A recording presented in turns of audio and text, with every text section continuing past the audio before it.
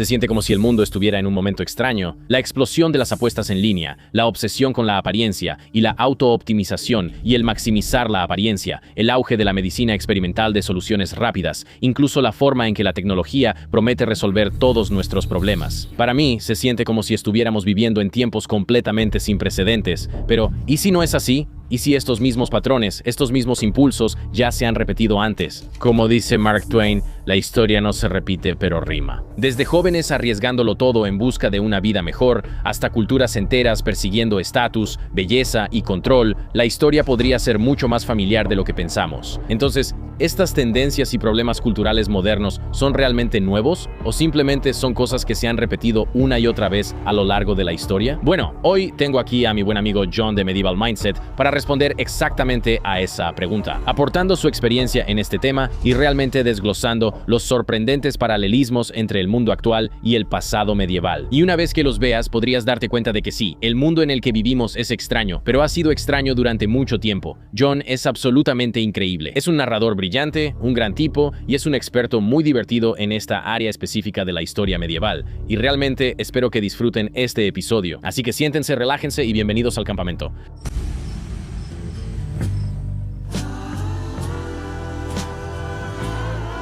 John, ¿qué onda, amigo?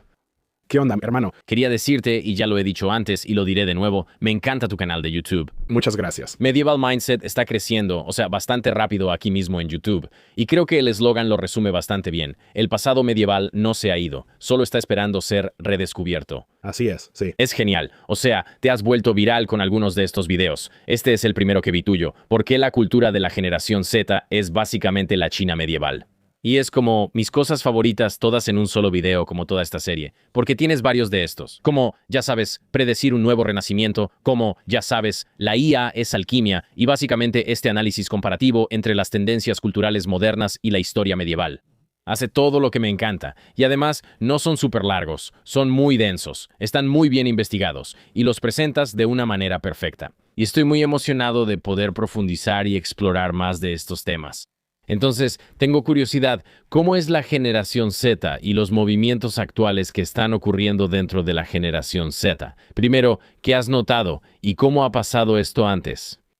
Sí, entonces creo que lo más importante, y hablé de esto en el video y creo que tuvo una gran respuesta, eso parecía ser en lo que muchos de los comentarios se centraban. Si viste el Super Bowl este año o si has visto cualquier evento deportivo en los últimos 2 años, realmente están impulsando mucho las apuestas, especialmente entre los hombres jóvenes. Y incluso en mi vida, tengo 29 años y mis amigos tienen más o menos la misma edad. Todos tienen una apuesta combinada cada fin de semana, todos están en DraftKings. De repente, en los últimos años, las apuestas se han vuelto algo enorme. Y una de las primeras diferencias que noté cuando apenas no necesariamente planeaba hacer un video sobre, ya sabes, la dinastía Song en China o alguno de estos temas específicos, pero me di cuenta de eso, como las apuestas entre los hombres jóvenes, especialmente en tiempos de cambio social, o cuando las personas, especialmente los jóvenes, buscan una manera de ejercer control sobre circunstancias que sienten que están fuera de su control. Las apuestas se vuelven algo muy importante, porque es como, bueno, al diablo. Hoy en día puedes mirar a tu alrededor y decir que el mercado inmobiliario está arruinado. Ya sabes, la Tercera Guerra Mundial está a la vuelta de la esquina. ¿Por qué no apostaría todo en esta apuesta combinada loca y ver si paga? Y es lo mismo que la movilidad social en la China medieval. El sistema de exámenes era extremadamente difícil, era muy, muy duro. Tenías que estudiar para estos exámenes y la tasa de aprobación era realmente baja. Y básicamente, si no pasabas, tus perspectivas para el futuro estaban prácticamente arruinadas. Era básicamente una mala apuesta. Mientras que si podías ir a estos distritos de placer en diferentes ciudades y apostar en dados o en cualquier tipo de juegos que estuvieran jugando, podías tener una mejor oportunidad de ganar en grande. Y simplemente vi un paralelo ahí entre los jóvenes del pasado y los jóvenes de ahora, como cuando te enfrentas a la incertidumbre sobre tu futuro. Y también una gran obsesión con la apariencia física, creo, entre los jóvenes. Eso ha sido así desde Adonis y los griegos. Y ya sabes, los jóvenes se preocupan por cómo se ven, pero esta idea de hacerte algo a ti mismo que podría parecer físicamente dañino para lograr un resultado deseado es, obviamente, ahora lo que llaman looks maxing clavicular. Es súper popular. Y el bone smashing parece ser como el símbolo de esta nueva generación nihilista que hará lo que sea para sobresalir y conseguir clics en las redes sociales. Y luego noté que, por ejemplo, en la dinastía Song tenías tu clase guerrera y tu clase académica, y ambas hacían cosas a sus cuerpos físicos para mostrar su estatus. Así que, por ejemplo, los guerreros solían dejarse una cicatriz visible a propósito o golpeaban madera, o una de las cosas que hacían era meter las manos en arroz y girarlas o en piedras. Y así, la fricción contra tus puños fortalecía tus antebrazos y eso demostraba que trabajabas con tus brazos y que eras un luchador, un guerrero. Y eso es puramente estético. En su mayoría sí, puramente estético. Esto es como para la vida en la ciudad, para caminar y mostrarle a las chicas, porque tendrías tu propio entrenamiento como guerrero que, ya sabes, formaría tu cuerpo de cierta manera. Pero esto era como qué podías mostrar visiblemente para presumir. Podrías ser un gran guerrero, pero no te ves atractivo. Sí, exactamente. ¿Qué podía hacer para verme atractivo? Y era lo mismo con la clase académica. Querías mostrar lo contrario. Querías mostrar que te quedas adentro y usas tu mente. Así que se aplicaban maquillaje blanco a base de plomo. Ellos, ya sabes, comían dietas muy limitadas porque querían ser más delgados, porque un cuerpo robusto sugería que trabajabas afuera, que eras un guerrero, un agricultor, algo así. Así que vi estos paralelismos. Y cuanto más observaba, más paralelismos veía. Y sí, incluso hasta en la medicina china antigua, lo que está de moda ahora con la generación Z y la cultura fitness, son los péptidos. Los péptidos están en todas partes. Parecen ser, al menos para mí, no entiendo bien exactamente cuáles. La gente simplemente está tomando cualquier cosa. A estas alturas, son como químicos de investigación. Muchos de ellos no han sido aprobados por la FDA. Creo que Ozempic abrió la puerta a todo esto, y ahora la gente está dispuesta a tomar lo que sea, pero ninguno de ellos realmente se fabrica en Estados Unidos en este momento porque, por ejemplo, Redatrutid no está aprobado por el USDA, así que tienes que conseguirlo de China, así que ya hay una conexión ahí. Pero también mucha de esta medicina tradicional china era algo similar, como poner algo en tu cuerpo, poner una mezcla única en tu cuerpo para obtener algún resultado estético deseado. O ya sabes, algún resultado que aumente la salud o la fuerza y también un atajo, porque eso es lo que es. Sé que la gente me va a criticar por eso con los péptidos porque también tienes que hacer ejercicio. Es como los esteroides. No puedes simplemente tomar esteroides y ponerte musculoso. Pero un atajo es un atajo. Sí, eso realmente no es controversial. Sí, ¿sabes a lo que me refiero? Tal vez si dijeras hacer trampa o algo así, sería otra cosa. La gente está loca por los péptidos, la verdad. No sé. Sí, veo a personas que los defienden con mucha pasión. Pero toma péptidos. ¿A quién le importa? Pero es como, si es una especie de atajo. Estás tratando de acelerar el proceso. 100%. 100%. Y acelerar el proceso es un atajo. Sí, exactamente. Así que supongo que para empezar con lo de las apuestas, eso es fascinante. Eso, como fenómeno cultural, tiene mucho sentido, ¿verdad? Porque si le vas a decir a un tipo en los años 50 como, oye, ¿quieres apostar? Él diría, bueno, si solo ahorro todo mi dinero durante el próximo año, puedo comprar una casa. Sí. Y entonces ya tengo la vida resuelta. Así que no. Correcto. Pero si le estás diciendo a alguien, al mismo tipo exactamente, especialmente si, bueno, digamos que le estás diciendo a un hombre de 29 años en los años 50, ya tiene 2 hijos. Está casado y tiene una casa, o está a punto de comprar una casa. Tiene un trabajo que, o sea, tiene una pensión. No tiene sentido. ¿Por qué apostarías? Es como si fueras a tirar todo esto a la basura. O sea, lo bueno es que sí, puedes ganar mucho dinero si apuestas, o puedes perderlo todo, como perder tu casa, pierdes todas tus cosas. Pero si le dices esto a un chavo de 29 años hoy en día, es como, bueno, no tengo hijos, probablemente no me voy a casar. Nunca voy a comprar una casa. Así que sí, ¿por qué no? Realmente no hay nada que perder. Y pues sí, tal vez pierda como $1,000 o podría ganar 50,000. Sí. 50,000 me cambiarían la vida por completo. Tal vez entonces me case. Sí. Es un paradigma interesante donde las culturas con alto nivel de apuestas probablemente indican algún tipo de miseria o como una falta de optimismo hacia el futuro. Sí, no. Definitivamente. Definitivamente estoy de acuerdo. Creo que el ejemplo del examen chino tiene mucho sentido, donde es como, ok, estoy en una situación de mucho estrés. Tal vez esto salga como quiero o tal vez no. Me siento sin esperanza sobre el futuro por mis posibilidades de pasar esto. La presión simplemente me está consumiendo. O puedo ir a este pequeño distrito y jugar a las cartas, jugar al mahjong, si es que eso existía en ese entonces, y supongo que la prostitución también era algo común en ese lugar. Así que es como, bueno, puedo sentirme bien en este momento. Sí. Especialmente porque probablemente me voy a sentir mal después de todos modos. O al menos, la presión me está matando, así que mejor apuesto en este ambiente controlado y puedo controlar mi vida un poco más que en esta cosa existencial que no voy a poder controlar para nada. Sí. ¿Hay otros paralelismos en el sentido de las apuestas? Bueno, creo que lo interesante, o sea, incluso solo haciendo los paralelismos estadounidenses, es que hasta hace poco el juego estaba relacionado con la prostitución. Es como un tabú. Vas a Las Vegas para eso. Y lo que pasa en Las Vegas se queda en Las Vegas. No estás apostando en tu sala, así que era algo tabú. Y era como, eso es un fin de semana de diversión. No es algo que hagas para financiar tu estilo de vida, en la mayoría de los casos. Y si lo haces, eres como una excepción. Es raro, es algo extraño de hacer. Y era más o menos lo mismo, era un poco más aceptado socialmente como en la era de la dinastía Song en China, pero seguía siendo, había estos distritos de placer en ciertas ciudades llamados los Huazi. Y era como un mini Las Vegas o una mini zona roja al que ibas. Si eras un soldado fuera de servicio, recibías tu paga del mes. Ibas a ir al Huazi, ibas a apostar, ibas a conseguir una prostituta, ibas a hacer esas cosas. Y también, lo que pasa en el Huazi se queda en el Huazi. B es un lugar físico al que tienes que ir. Y C es algo tabú. No se lo cuentas a tu familia. No está mal visto, sí. No se lo cuentas a tu familia. Tal vez lleves a tus amigos contigo, como un viaje a Las Vegas en los 80 o algo así, pero no dirías, voy al Huazi para tratar de asegurar nuestro futuro. Así que creo que la gran diferencia ahora es la accesibilidad, la falta de tabú y el hecho de que parece que puedo apostar todos mis ahorros de la vida, puedo perderlo todo en segundos desde mi teléfono sin siquiera levantarme de la cama, es una locura, como un cambio de paradigma total. Pero el punto que quería destacar en el video es hablar sobre la mente masculina joven y cómo somos impulsivos y queremos las cosas rápido. Y ya sabes, queremos atajos, queremos dietas rápidas, queremos DraftKings. Pero hasta hace muy poco solía haber bastante fricción. Aún podías darte esos gustos. Todavía podías ir a Huazi, conseguir una prostituta, apostar y hacer todas esas cosas, pero había fricción. Tenías que ir en persona, tenías que lidiar con la vergüenza de eso, tenías que salir de tu casa para hacerlo. Y también existía el peligro de que te asaltaran en Huazi y todas esas cosas, mientras que ahora no hay ninguna fricción. Ni siquiera tienes que salir de la cama. Puedes pedir Uber Eats hasta la cama y apostar todos tus ahorros. Me pregunto si todo esto empezó con cosas como apostar en corto contra GameStop y también con Bitcoin a principios de la década de 2010. Fue ahí donde esta cultura de apuestas de los que viven pegados a Internet empezó a surgir. Y luego, una vez que todas estas aplicaciones se hicieron populares y podías anunciarte en la televisión, ha sido como una fiebre del oro total. Interesante. Sí, creo que la subcultura de Wall Street Bets en Reddit sí tuvo algo que ver. Me pregunto si fue la primera vez que esto llegó al público general. Porque es curioso porque hablo con personas que crecieron conectadas con la mafia o que estuvieron en la mafia y la forma en que hablan sobre las apuestas es muy graciosa. Porque dicen, fui a prisión por esto. Dicen, fui a la cárcel porque manejaba un juego de apuestas ilegales.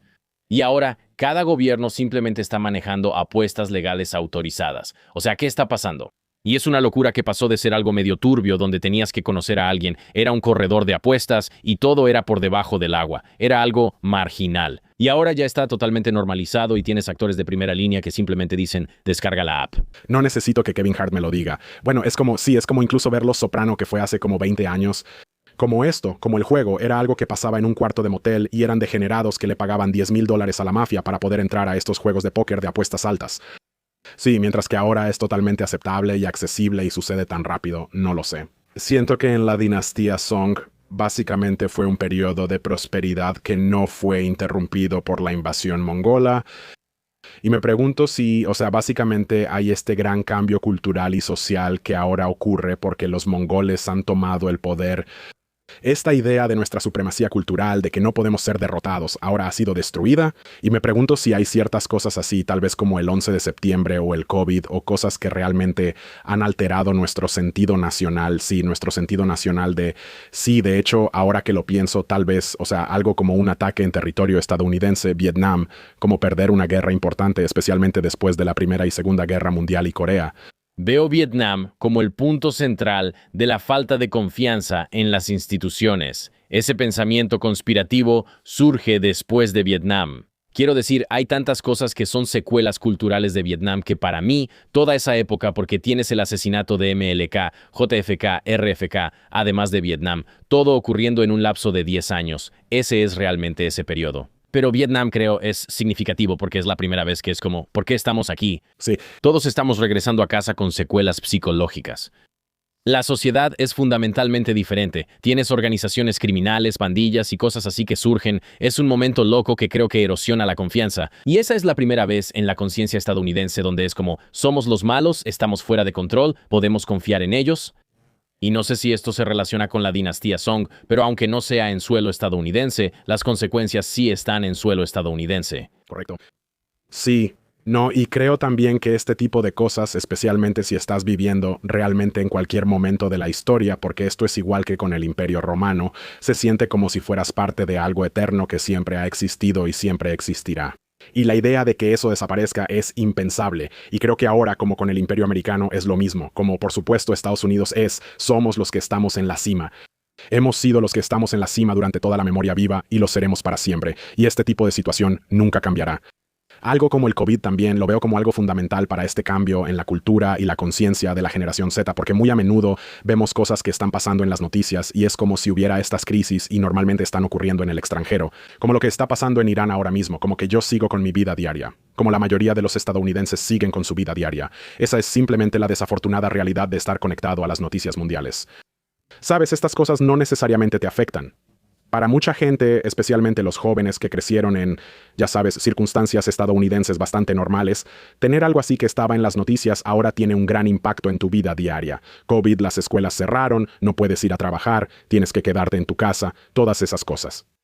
Siento que eso sacudió a una generación de una manera extraña de la que les ha costado trabajo recuperarse, y creo que hay muchas conclusiones que la gente trata de sacar sobre la generación Z. El tema de las apuestas obviamente es muy real, está todo eso de que la generación Z ya no toma alcohol, ese es un gran tema de conversación. Entonces, ¿qué significa eso? Porque incluso en la dinastía Song, los soldados iban al Watsi, buscaban una prostituta, apostaban y bebían, y era como una válvula de escape de la vida cotidiana. Pero ¿qué pasa cuando tu válvula de escape es la vida cotidiana es tu válvula de escape? Estás desempleado. Como la mayoría, como la generación Z tiene una gran crisis de desempleo. Eres adicto al café y a pasarte horas en Instagram y probablemente tienes un vaporizador de marihuana.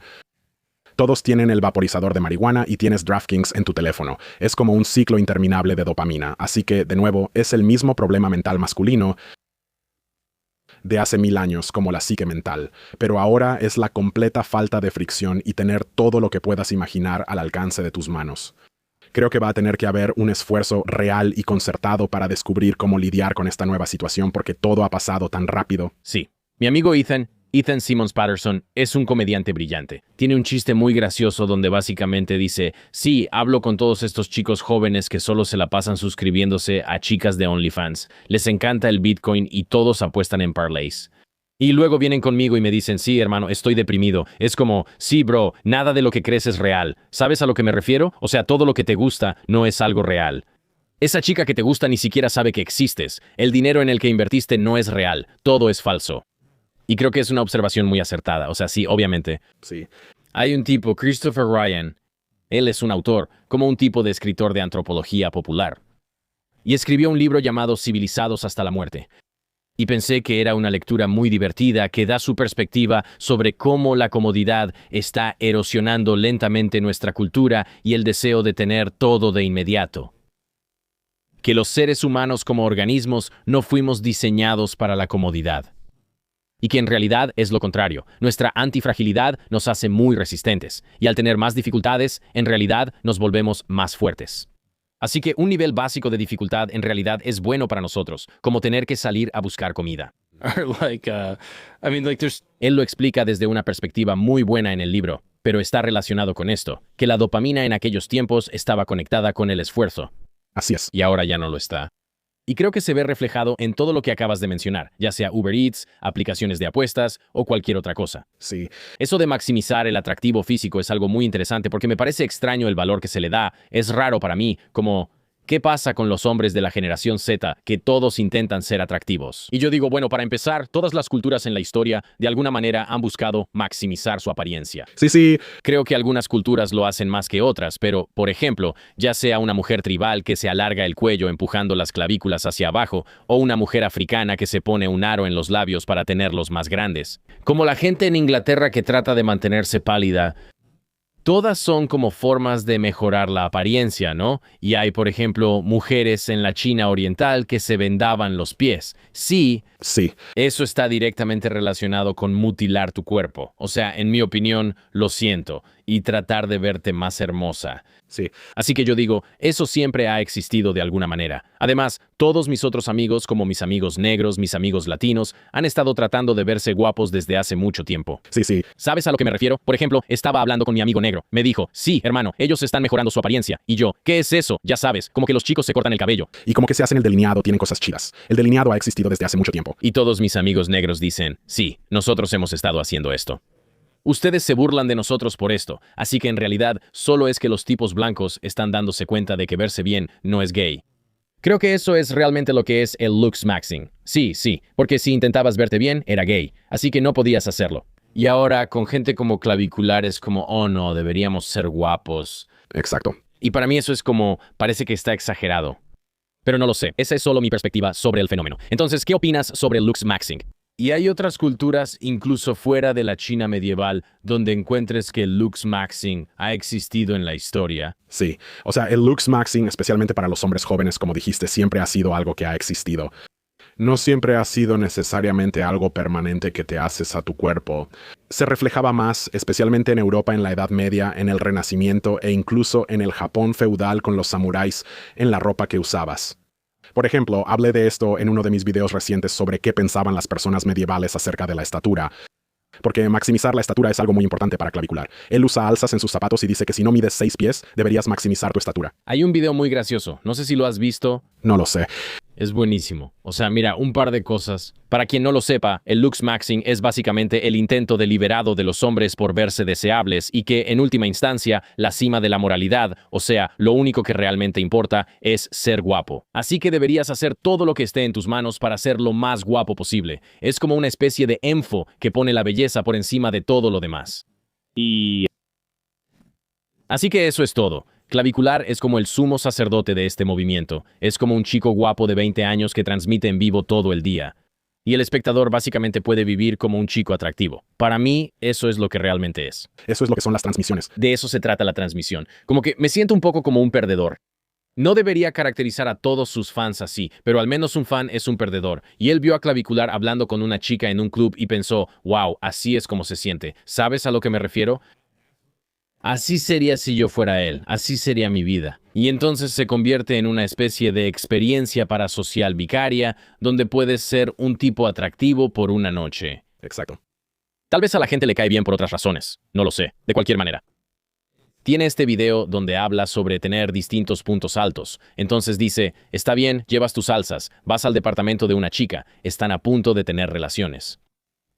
Aquí está el problema. Te quitas los zapatos. Ella se va a dar cuenta de que en realidad eres más bajo de lo que dijiste. Entonces, ¿qué haces? ¿Preparas distintos puntos altos en tu casa o en la de ella cuando ella no está mirando para seguir viéndote alto? Así que digamos que pones un libro cerca del sillón. Digamos que pones una almohada cerca de la cocina. Él es gracioso. Es como Kramer, es como Costanza diciendo, oye, tengo este plan. Esta chica va a venir, esto es lo que voy a hacer. Jerry, un libro. Jerry, mira, estás sobre un libro, estás de pie. Ahora mido 1.90 y él solo va de un lugar alto a otro y luego a otro. Luego dice, en cuanto estés horizontal, estás bien. Sí. Es lo más gracioso. Eso es una digresión. Pero bueno. No, sí, o sea... Es puro hype. Es una historia tan vieja como el tiempo, sí. Pero en promedio, solo basándonos en restos óseos, el hombre japonés promedio en el Japón feudal medía como 1,57 m. Pero como guerrero samurái querías ser físicamente imponente. Eso se veía como una señal de tu estatus y de tu destreza militar. Así que, si ves la armadura de un samurái, primero que nada, si alguna vez has visto un casco, tienen como esos cuernos grandes que salen. Eso es para aumentar tu altura. Y tú, ¿cómo se diría? Como la sombra que proyectas tu silueta, te verías más intimidante. Las piezas de los hombros son súper anchas. Las piezas de la cadera también son súper anchas. Y usaban estas sandalias, que de hecho puedes ver en el anime sobre samuráis o lo que sea. Usan estas, es como una pieza de madera horizontal y luego 2 piezas de madera verticales, como esas sandalias. Así que usaban esas sandalias incluso en batalla, lo cual sería extremadamente poco práctico. Pero es como... Es para verse alto, no tan alto como verás en el anime, pero versiones de eso para parecer más altos porque también es una guerra psicológica. Lo mismo pasaba en la Europa medieval. Los caballeros, específicamente para los torneos de justas, pero también en enfrentamientos reales en el campo de batalla, usaban armaduras diseñadas específicamente para darte esa forma de V, hombros más anchos. Famosamente, un poco fuera de la Edad Media, Enrique Hueitzo recibió como regalo una armadura y la armadura creo que está en el Museo Británico o algo así, pero la bragueta de la armadura es enorme, es gigantesca. Y quién sabe cuál era la verdadera intención, podría haber sido una broma, ¿sabes a lo que me refiero? Como cuando le das a tu amigo algo con un pene grande o algo así, pero también podría haber sido totalmente en serio. Y es como, ese es el cuerpo, él usaba eso y tú lo veías, y es como, ahí está su cuerpo, el de ese tipo. Él la tiene grande, sí. Él la tiene grande y es el rey, como... Ahí lo tienes. Así que es como rellenar, ¿no? Sí. Métete calcetines en los pantalones. Y curiosamente también en lo medieval se trata de intentar meterse en la psicología de distintas figuras a lo largo de la historia. Algo que ves mucho con los cronistas medievales cuando hablan de un rey es que expresan su aprobación o desaprobación, o la aprobación o desaprobación del público hacia el rey en la descripción física de él. Así que si a la gente no le cae bien este tipo, los impuestos han sido malos, hemos estado involucrados en muchas guerras extranjeras. Lo describen como gordo, con mala vista, calvo y, ya sabes, apenas sale de sus aposentos y su amante es alegre. Su reina le está siendo infiel con un joven caballero. Siempre los ponen como cornudos si son malos. Eso es una señal de ser un villano en la literatura medieval o de alguien de quien se supone que debes burlarte. Te ponen como cornudo. Pero si te consideran un rey virtuoso, Carlomagno es como el arquetipo de esto, como el mejor, el gobernante medieval cristiano que todos aman. Carlomagno encontraron su esqueleto y era como de 1,80 m, lo cual ya era muy alto en esa época, pero lo describen como de casi 2 metros. Hay una crónica medieval donde llega a un castillo para un asedio y es tan grande que tapa el sol montado a caballo. Así que son descripciones muy exageradas. Pero la verdad de eso no importa. Tu moralidad, quién eres como persona y tu valor están ligados a tu apariencia física, así que es algo de lo que está hablando Clovis-Sier. Es como si hubiera un aspecto real de la psique humana en juego ahí, que ha estado presente durante mucho tiempo. Sí. Excepto que ahora sería como, me romperé las piernas quirúrgicamente para ser tan alto como Carlomagno, mientras que en aquel entonces solo sería como, caray, ese tipo era especial. Sí, déjame ponerme mis tacones. Sí. O sea que, Luis XVII, básicamente todos los monarcas franceses usaban tacones altos. Sí. Y dicen como, entonces cuando caminaban entre el estiércol de caballo, como que ellos... Trataban de verse más altos. Sí, seguro que trataban de verse más altos, como que los tacones altos fueron inventados por un hombre. Para verse más altos, sí, seguro. Y luego, poco a poco, las mujeres, como dicen, nos lo quitaron. Sí, pero nosotros lo empezamos para nosotros. Por eso ahora tenemos que recuperarlo. Exactamente. O sea, es curioso cómo todo vuelve a lo mismo. ¿Sí? La otra que mencionaste fueron los péptidos y la medicina experimental. Tal vez sí, creo que es justo decirlo. Sí. Es un tratamiento experimental. Sí. Y sí, es interesante que realmente hay como una obsesión. No sé exactamente con qué, hablando de las implicaciones culturales actuales. El uso generalizado de los GLP-1 y de Ozempic como líder en esto. Es un fenómeno interesante donde he escuchado a algunas personas decir, he escuchado tantas justificaciones diferentes de ambos lados, donde escucho a personas decir, mira, la comida que comemos es mala.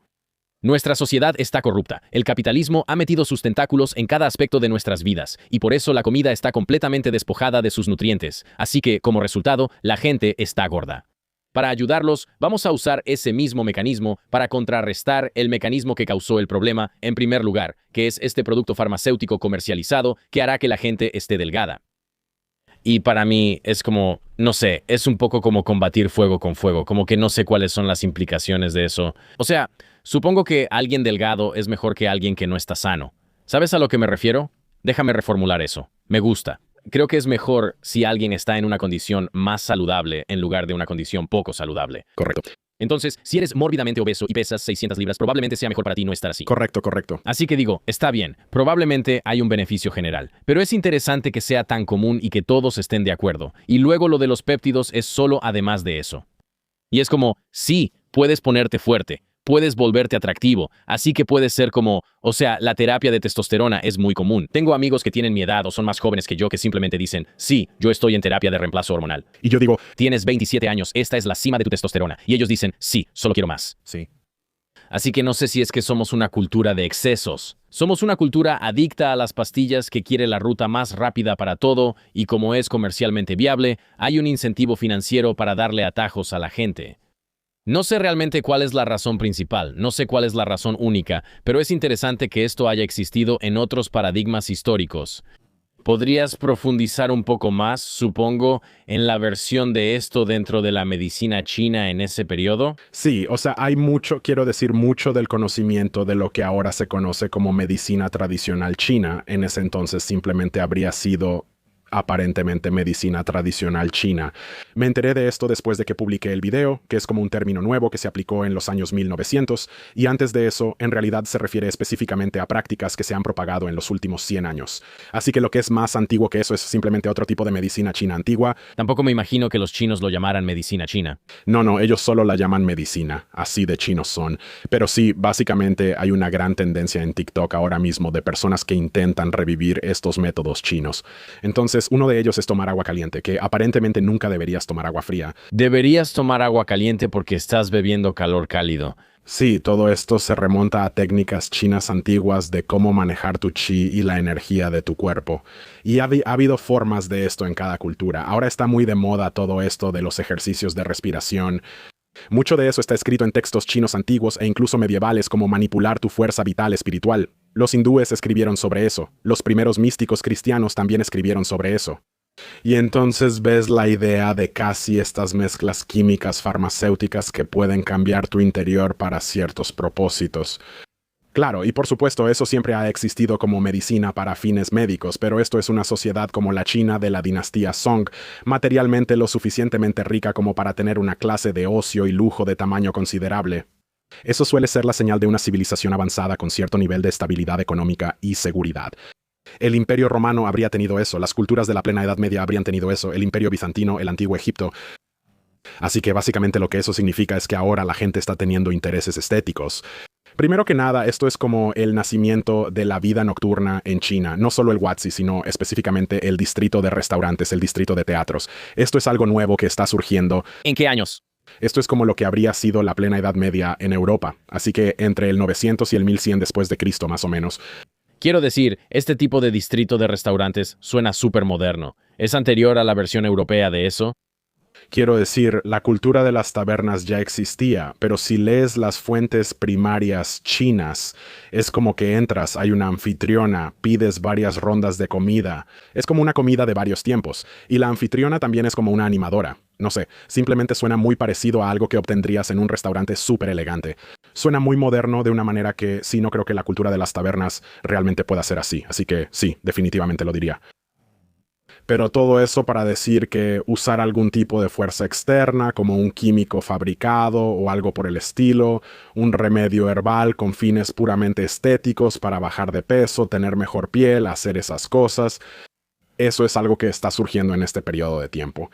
Y por supuesto es como que hay, estoy seguro, recetas en tabletas de Babilonia que hablan sobre, ya sabes, técnicas antiguas para tener la piel más limpia. Estas cosas han existido desde siempre, pero esta idea, incluso en Europa, la idea de la magia o la idea de diferentes hechizos e invocaciones que puedes decir para quitarte las arrugas o cosas así, también existe.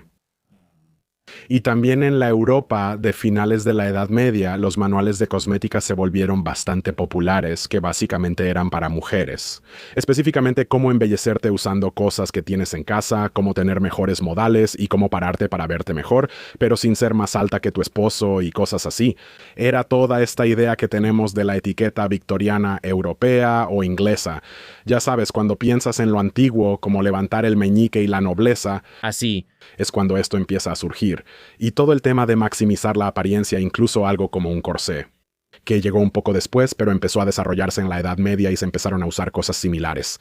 Proviene de ahí, o incluso algo como el vendado de pies, o esta idea de cambiar tu físico por un propósito puramente estético que no tiene ningún motivo médico, así que es lo mismo ahora creo con los péptidos, o hay personas que toman Ozempic por razones médicas reales, como que necesitan perder peso, tienen obesidad mórbida, y luego hay mucha gente. Tengo un amigo, cuyo nombre no voy a mencionar, que tenía unos cuantos kilos de más, y simplemente hizo un régimen de Ozempic de 3 meses, perdió como 7 kilos y ya, eso fue todo. No había realmente una necesidad médica para hacerlo, pero fue puramente por estética, y ahora se ve muy bien. Apuesto a que podrías rastrear el uso de GLP-1 según las estaciones del año. Sí. Estoy seguro de que, desde ahora hasta, ya sabes, tal vez sea momento de entrar. Apuesto a que se dispara. Sí. Sí. Lo que me indicaría que hay un componente social más que uno médico. Bien, bueno, eso es lo interesante de todo esto en lo que estaba pensando, que de la misma manera que las apuestas y todo esto, incluso algo como OnlyFans podría verse como una forma de prostitución en línea. No es en persona, pero es como prostitución o algo así. Tiene ese aspecto que si le hubieras contado a alguien en los 90 sobre este concepto de chicas webcam, se habrían sorprendido, se sentiría tabú. Hay un componente de trabajo sexual, sí, exactamente, sí. Así que ahora que todo esto se ha normalizado tanto, apostar solía ser algo que tenías que ir a Las Vegas para hacerlo. Lo hacías por debajo de la mesa, tenías un corredor de apuestas y todo eso, no se lo decías a tu esposa, todas esas cosas. Ahora está normalizado. Lo mismo que hace 5 o 10 años, decirle a la gente que hay un medicamento popular y que tienes que usar una aguja para inyectártelo. El miedo a la aguja en la conciencia moderna era muy real. Eso sería una locura. Eso es para adictos y gente así. Es como que o es una vacuna o eres un adicto. Pero el miedo a ser feo es mucho más fuerte. Pero elimina esos tabúes sociales y de hecho cambia las normas sociales. Lo cual también hay otro componente aquí. He escuchado a personas hacer bromas sobre esto. Así que aquí voy a invocar el privilegio del bufón. Está bien. Como comediante, este es un chiste que he escuchado. Está bien.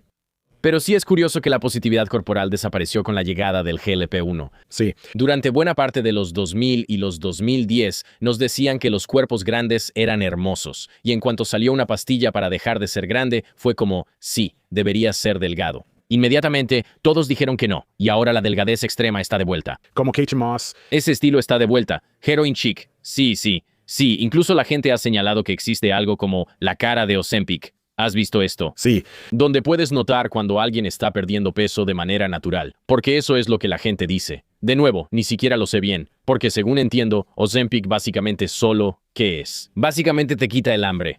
¿Cómo qué es? Grelina, creo. Y básicamente solo hace que no comas tanto. Así que supongo que los efectos serían los mismos que si estuvieras ayunando o comiendo sano. Pero la gente dice como, oh, puedes ver como el deterioro muscular de la cara y cosas así. Sí. Siento que estás perdiendo peso tan rápido. Exacto. Sí, tal vez. Pero yo digo, si solo ayunaras, ¿no haría lo mismo? Exacto, sí. No estoy muy seguro de los mecanismos químicos. Pero mi amigo que hizo su tratamiento con Ozempic durante 3 meses estaba sorprendido de lo efectivo que fue. Exacto. Él decía, literalmente paso todo el día, antes la comida era el centro de mi día, ni siquiera podía tener un paquete de Oreos en la casa, desaparecería en segundos. Él dice, puedo pasar como 14 horas sin comer y hasta se me olvida que se suponía que tenía que haber comido. wow. Lo cual es una locura. No sé, a veces es como, tal vez esto es simplemente parece una locura, pero si funciona, funciona. Ese es el asunto. También soy muy fan del ayuno. Me encanta ayunar. Oh, ¿tú también? Sí. Esto me llegó de varias maneras diferentes, pero me encanta leer literatura religiosa porque básicamente todas las prácticas religiosas en el mundo tienen un componente de ayuno, lo cual me indica que, bueno, aquí hay cierta utilidad. El hecho de que esto esté codificado a través de cada perspectiva divina significa que es beneficioso para los humanos. Así que ayuno todo el tiempo y me encanta. Pero mi asunto con Ozempic es que no sé si salga gratis. ¿Sabes a lo que me refiero? Como que cada vez que hay una pastilla para suplir algo, yo digo, no sé qué es. Sí. Como que no me gusta, dudo que salga gratis. Incluso, ya sabes, tomo café todo el tiempo. Me da un impulso. Pero digo, eso no es gratis. Sí, aún así lo hago. Personas con ansiedad. ¿Sí? Como sí, por supuesto. Estoy como alterado. Sí, sí, sí. No creo que sea poco ético, pero digo... No creo que sea gratis. Así que para mí, simplemente ya sabes, sigo con mi ayuno y el ejercicio. Sí. Quería preguntarte sobre otra cosa, el video de alquimia de IA que hiciste. Esto es fascinante. ¿Podrías explicar al público por qué ves un paralelo entre la IA en la actualidad y cómo la gente veía la alquimia en la Edad Media? Sí. Bueno, creo que la alquimia en la Edad Media era algo que no se entendía muy bien. Básicamente era para personas súper educadas que tenían los medios para dedicarse a esta ciencia secreta de convertir plomo en oro o convertir prácticamente cualquier metal en oro. Y básicamente no se entendía bien. Y la definición de lo que no contaba como alquimia era algo nebuloso. Y también, los resultados de estos experimentos de alquimia en muchos casos no llevaban a nada que fuera inmediatamente práctico, pero con el tiempo tuvieron efectos secundarios positivos. Pero esencialmente, lo que vi con la alquimia fue que incluso los propios alquimistas, si lograban obtener algún tipo de resultado de su experimento, primero que nada, estaban intentando jugar a ser Dios al reorganizar y cambiar el mundo natural para adaptarlo a sus caprichos, ya sea para convertir el plomo en oro o para influir de alguna manera. Como la forma en que los seres humanos crecen en el vientre materno y ese tipo de ideas locas que tenían. Básicamente, esta idea de que puedes tener un papel en la creación divina y que, como ser humano, puedes ejercer algún tipo de influencia en lo que antes se pensaba que solo era dominio de Dios al hacer esas cosas. Y que, sea cual sea el resultado, fue ordenado por Dios que así fuera. Así que si tengo plomo y lo quemo a cierta temperatura y hago todo este proceso y se convierte en oro, eso ha sido bendecido, obviamente, porque aquí está y no lo voy a cuestionar. Y es lo mismo que veo mucho con la IA. Dije en el video, de forma muy polémica, esto fue como lo que más comentarios generó, que incluso las personas que diseñan estos grandes modelos de lenguaje no necesariamente entienden cómo funcionan. Y tuve un montón de sabelotodos en los comentarios diciendo, bueno, en realidad, pero la realidad es que si abro ChatGPT y digo, oye, estoy deprimido y mi vida apesta y esto es lo que está pasando, ¿puedes darme un plan de acción para ayudarme?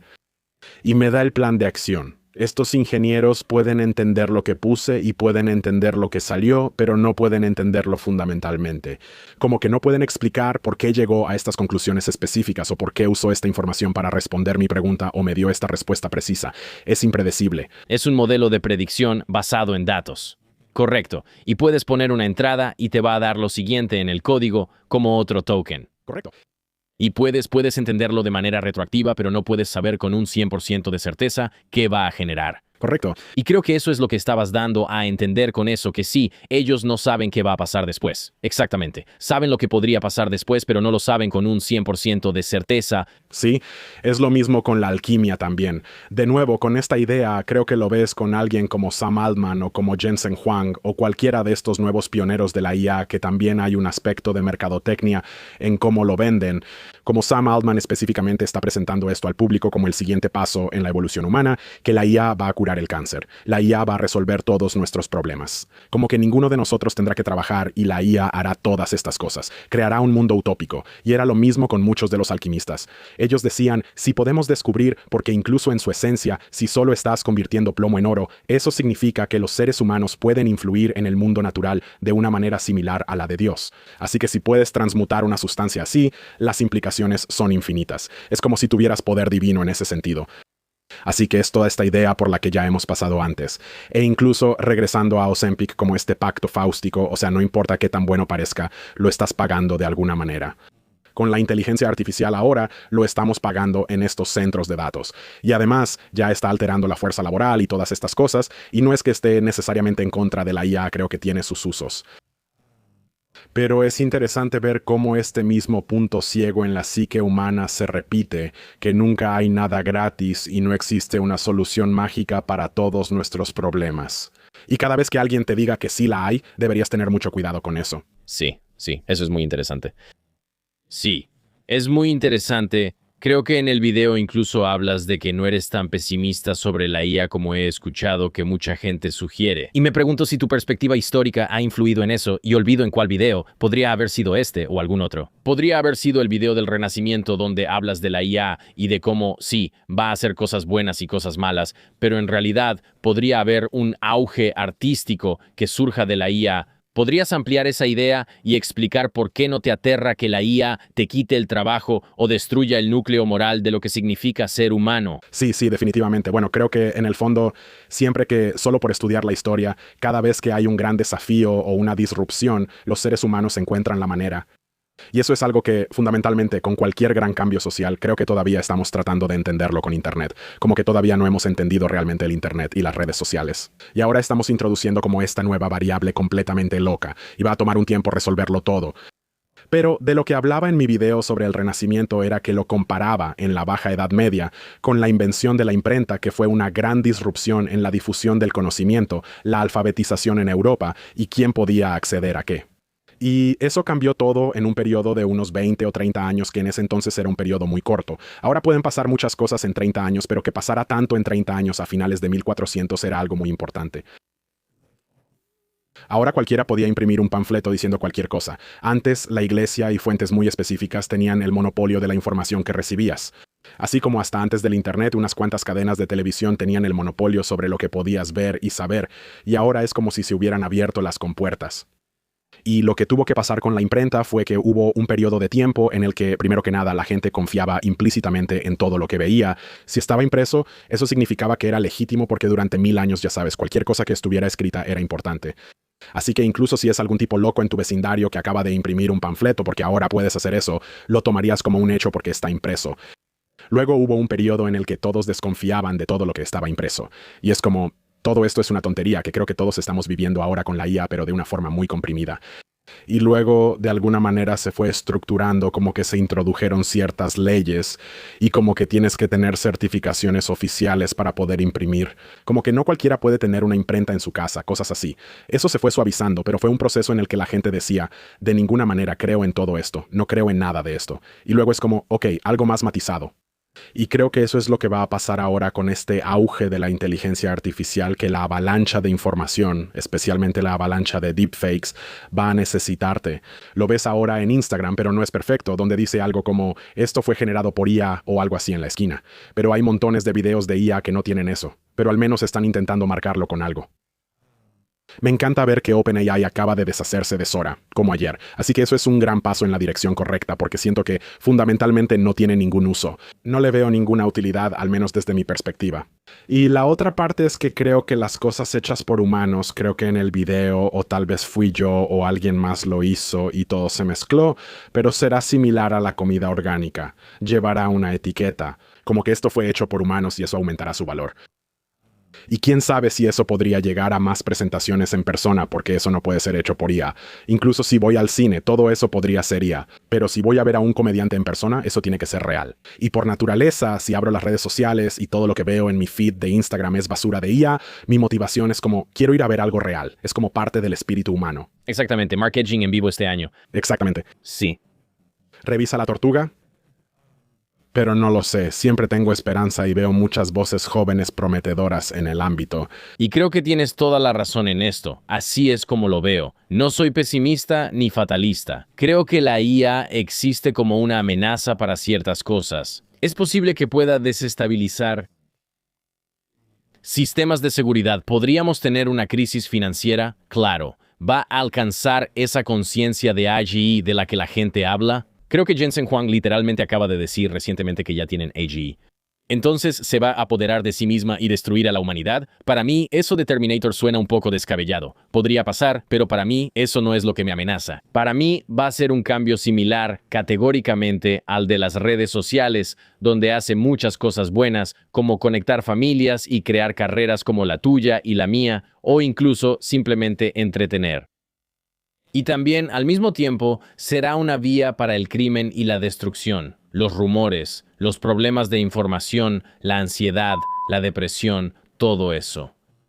Y ambas cosas están sucediendo al mismo tiempo, así que es como si estuviera bifurcando la experiencia humana y nos estuviera empujando en la otra dirección. Lo mismo pasó con la llegada del dinero, la banca de reserva fraccionaria o la financiarización de nuestras economías. Puedo comprar una casa a crédito, pero también puedo quedar esclavizado por las deudas. Es como, ¿es bueno o malo? Simplemente es. Creo que asignarles etiquetas morales a estas cosas hace que se pierda la complejidad. Y creo que la inteligencia artificial probablemente es igual. Van a hacer muchas cosas buenas y podría ayudar a curar algunos tipos de cáncer o detectar a tiempo ciertos tipos de enfermedades.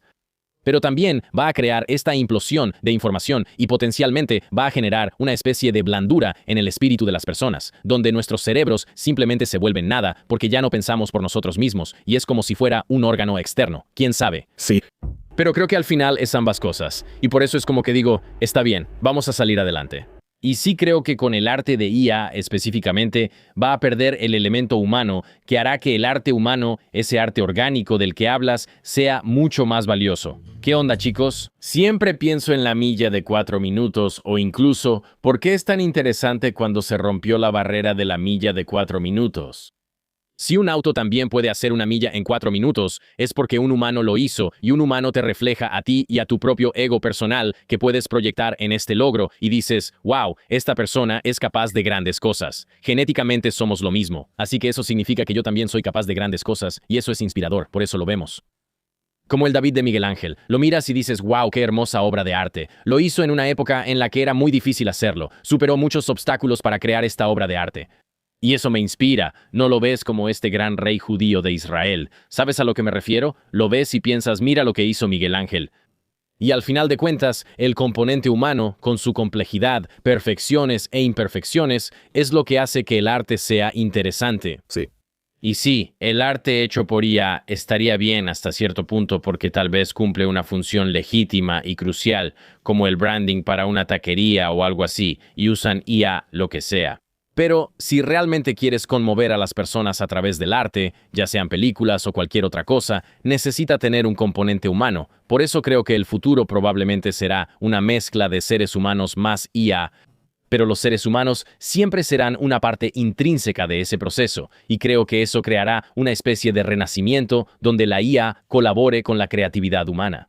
Y hay un gran valor en el componente humano, además de la escalabilidad que aporta la IA que sí creo que va a explotar. Y realmente no lo había pensado de esa manera hasta que vi tu video, donde pensé, sí, creo que habrá un regreso a lo humano, solo pienso que la IA probablemente será una parte más de eso. Sí. No, sí, creo y siento que la mayoría de las personas normales tienen un escepticismo saludable hacia la IA. Sé que existe el estereotipo de que tus papás boomers ven basura de IA en su Facebook y se la creen, pero siento que la mayoría de la gente, yo también tengo papás boomers y ellos pueden reconocer que Donald Trump no puede hacer una clavada en básquetbol en sus reels de Instagram. Así que, ya sabes, creo que hay un escepticismo saludable y la mayoría de la gente, al menos en este momento, parece verlo como una herramienta en lugar de algo que pueda pensar por ti. Y sí me pregunto si estás hablando de la bifurcación de, ya sabes que esto aparece y la gente se va por un camino u otro. Habrá ciertas personas que tal vez su cerebro se vuelva papilla, serán como, Oh, wow. puedo delegarle todo a la IA y creo que la señal de quienes tendrán éxito en la nueva realidad es que son capaces de resistir eso. Y usar la IA para propósitos que los hagan avanzar a ellos o a las personas que los rodean, pero no necesariamente sucumbir a esta, ya sabes, locura que la rodea o a esta capacidad de ahora realmente puede hacer todo por ti, especialmente si eres un trabajador de oficina. Puede hacer hojas de cálculo, puede hacer correos electrónicos, puede hacer todo ese tipo de cosas. Así que es como, ¿dónde trazas la línea? Creo que eso es lo que va a separar a los que tienen éxito en el paradigma de la IA de los que no.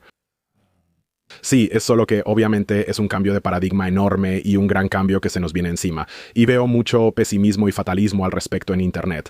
Y creo que eso es simplemente porque el algoritmo recompensa eso. Había muchos panfletos pesimistas sobre el fin del mundo circulando cuando apareció la imprenta y esos eran súper populares. Y los ataques a la iglesia eran súper populares en esos panfletos, pero también lo eran los escritos religiosos, los libros de horas, los libros de oraciones, como todas esas cosas positivas también salieron de la imprenta. La Biblia de Gutenberg. Sí, se volvió accesible para la gente, y por eso hay muchos matices en las cosas. Y algo que me sorprendió sobre el éxito de mi video del Renacimiento es que es esperanzador y aún así la gente lo vio y el algoritmo lo impulsó. Así que tal vez eso incluso esté señalando algún cambio, ¿sabes? Porque durante mucho tiempo sentí que el algoritmo solo impulsaba cosas realmente divisivas y perturbadoras, y un par de personas han hecho como su propia versión de ese video. Ha sido algo influyente y esos videos también les ha ido bien en el algoritmo, lo cual me parece bien porque quiero que más personas sepan sobre esto. Es irónico que un algoritmo impulsado por IA esté promoviendo contenido que es tan crítico con la IA. ¿Sabes a lo que me refiero? Al final del día solo le importa el ingreso por anuncios y los clics. Hay algo respetable en eso. ¿Sabes a lo que me refiero? Es como, oye, puedes hablar mal de mí. ¿Sabes a lo que me refiero? Puedes destruir mi reputación, manchar mi nombre. Pero es el tipo correcto de contenido. Es lo que necesitamos. Es lo que aman. Es a donde va la gente. Es lo que quieren. Así que incluso lo haré a costa mía. De hecho, ¿sabes qué? Invito a nuestra IA, la respeto. Sí. Puedo respetarla, sí. ¿De qué otras maneras estamos viviendo hoy como en la Edad Media o en la Antigüedad? Sí. Bueno, creo que todo lo que está pasando ahora mismo con los avances en la tecnología y la velocidad a la que funciona el mundo moderno, todo está ocurriendo como en un colapso. Así que es como una sola década. La Edad Media duró 1000 años, pero una sola década podría reflejar la Edad Media, y una sola década podría reflejar 200 años del Renacimiento porque las cosas se mueven tan rápido. Y hay muchos paralelismos entre la Edad Media y ahora. Primero que nada, la mayoría de las personas no sabían leer ni escribir en la Edad Media por varias razones. Y ahora ves una crisis de alfabetización en la generación alfa porque les están dando iPads a estos niños tan pronto como pueden sentarse solos, tienen Chromebooks en la escuela y hay todas estas estadísticas. Están saliendo estadísticas sobre cómo la generación alfa puede pronunciar las palabras pero no pueden comprender la oración. Es como un tipo diferente de lectura. Entonces, es como que pueden reconocer las palabras individuales, pero no pueden explicarte lo que significa el pasaje, lo cual es una parte importante de la comprensión lectora. Así que hay una crisis de alfabetización. La mayoría de las personas, la mayoría ya no lee por placer. Eso ya quedó en el pasado. Creo que eso empezó hace como 80 o 60 años con la televisión. Y ahora, con cosas como Instagram, ¿por qué leerías un libro? Y eso nos remonta a la Edad Media, porque en una época en la que la mayoría de la gente no sabía leer, obtenían su información de manera visual. Así que, por ejemplo, si entrabas a una iglesia medieval, conceptos religiosos importantes como la salvación, Jesús o el infierno estaban pintados en la pared de manera muy explícita. Así que cualquiera podía entender, por ejemplo, ahí está el diablo consumiendo tu cuerpo, hay pecadores gritando en las llamas, todo esto estaba en las paredes de la iglesia, aquí está Cristo en su reino con los ángeles.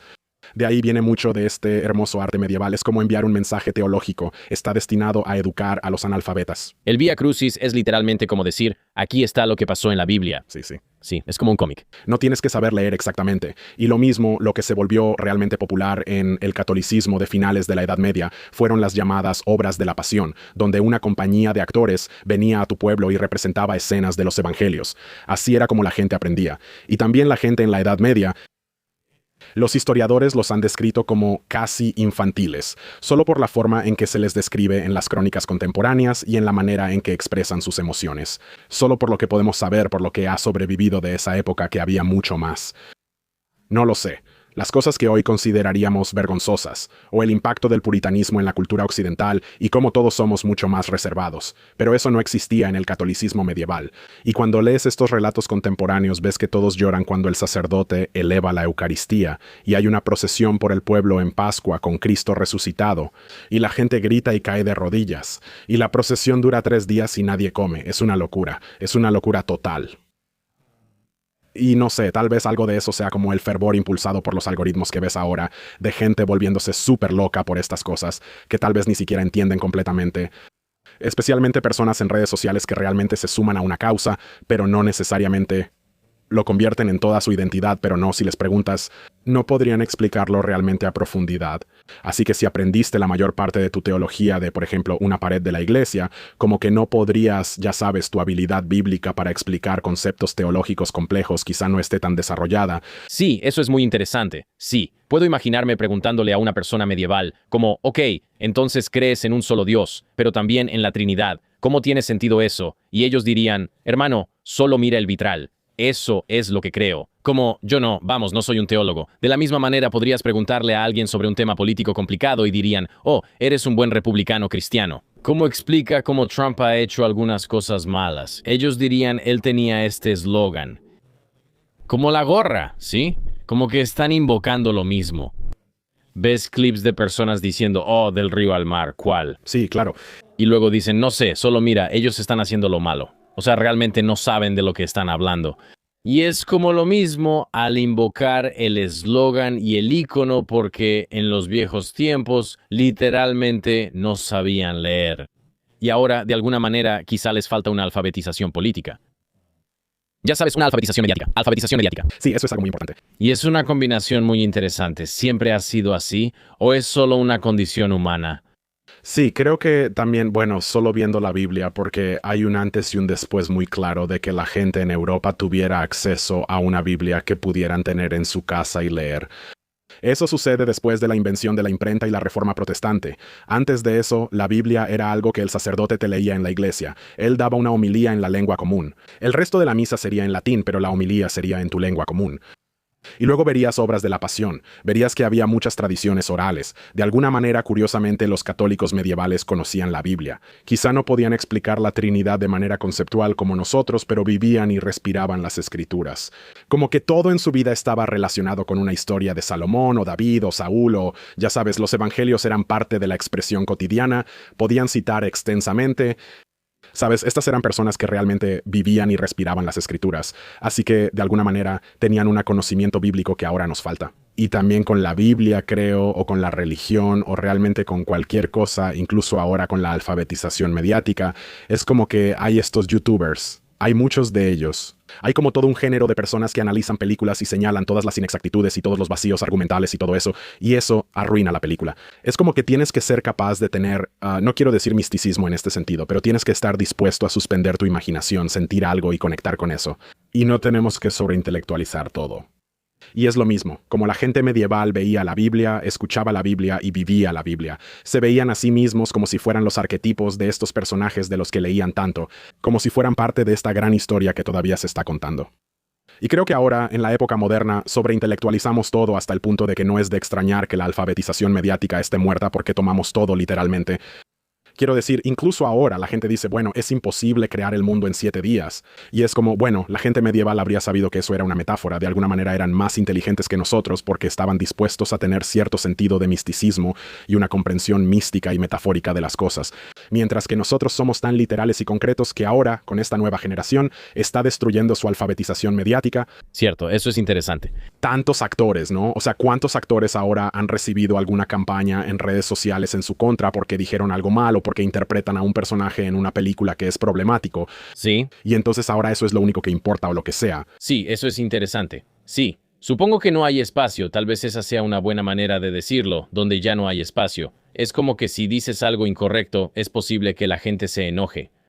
Mientras que me pregunto si en otro tiempo había espacio para la metáfora. Hay algo que he escuchado, olvido con quién estaba hablando. Hay un historiador con el que hablé específicamente sobre la Edad Media. Y su tesis general es que hay mucha propaganda antimedieval, como el asunto de la Tierra plana, por ejemplo. Él me decía que en realidad nadie pensaba eso. Sí, nadie. Sí, eso se sabía desde la época clásica. Y que esto era como una campaña de propaganda que fue organizada por, no recuerdo exactamente quién. ¿Podrías hablar sobre toda esa idea de la Tierra plana? Sí, bueno, o sea, de donde empieza a surgir mucha de esa propaganda es desde el Renacimiento temprano. O sea, hay estos tipos italianos. Petrarca es el más famoso que empieza a escribir sobre la Edad Media. Él empieza a llamarla la Edad Media. De ahí es de donde viene eso, como que hubo esta época de la antigüedad, de los griegos y los romanos. Y fue buena. Fue buena. Luego está esta Edad Media, 1000 años de brutalidad. Como él la llama. Eso fue malo. Y ahora nosotros, este pequeño grupo de italianos, estamos trayendo de vuelta la luz, estamos trayendo, ya sabes, algo nuevo. Así que él es el primero que empieza a dar esta visión negativa de la Edad Media. Y realmente en ese contexto es para distinguirse a sí mismo, a lo que está haciendo y a lo que sus amigos están haciendo como algo nuevo y diferente, en contraste con lo que hacen todos los demás. Y luego, más tarde en la Ilustración, es algo similar, como que nosotros somos progresistas, estamos abriendo paso a un futuro nuevo. Y para hacer eso tenemos que contrastarnos con nuestros antepasados, así que tenemos que pintarlos como muy bárbaros y brutales. Y que nosotros, en contraste, o sea, míranos, tenemos constituciones y tenemos, ya sabes, gobiernos realmente organizados y economías complejas o lo que sea, así que tenemos que pintarlos de cierta manera. Y realmente fue en el siglo XIX cuando los historiadores empezaron a pensar en la historia y a escribir sobre la historia de la manera en que la entendemos ahora, como eras, porque eso realmente no existía antes. Así que es como, primero estuvo la República Romana, luego el Imperio Romano, luego vinieron la Edad Oscura, después la Alta y la Baja Edad Media y el Renacimiento. Alguien de hace 1000 años no habría pensado en eras de esa manera, era mucho más difuso y mucho más general. Así que es como que hay muchas cosas sucediendo y yo creo que hay muchas razones diferentes para eso, pero pienso que mucho de eso viene de una falta de comprensión de ese periodo de tiempo. Escuché que era lo mismo con Galileo, por ejemplo. Cuando estábamos hablando, decías que la iglesia es vista como muy rígida y dogmática y legalista en nuestra memoria actual, pero realmente no era así. Obviamente tenían límites que no debías cruzar. Y creo, y probablemente voy a arruinar algunas partes de esto, pero Galileo básicamente estaba hablando sobre el heliocentrismo, y él estaba construyendo sobre el trabajo de Copérnico. Y Galileo es como, voy a publicar todo esto sobre el heliocentrismo, y cómo el Sol es en realidad el centro del universo, y la Tierra gira a su alrededor, en lugar del modelo geocéntrico, donde pone la joya de Dios, la creación de la humanidad, en el centro. Y el Papa, se me olvida quién era, básicamente le dijo, oye, Galileo, puedes publicar esto si quieres, solo hazme un favor. Asegúrate de decir que la Tierra tiene un creador.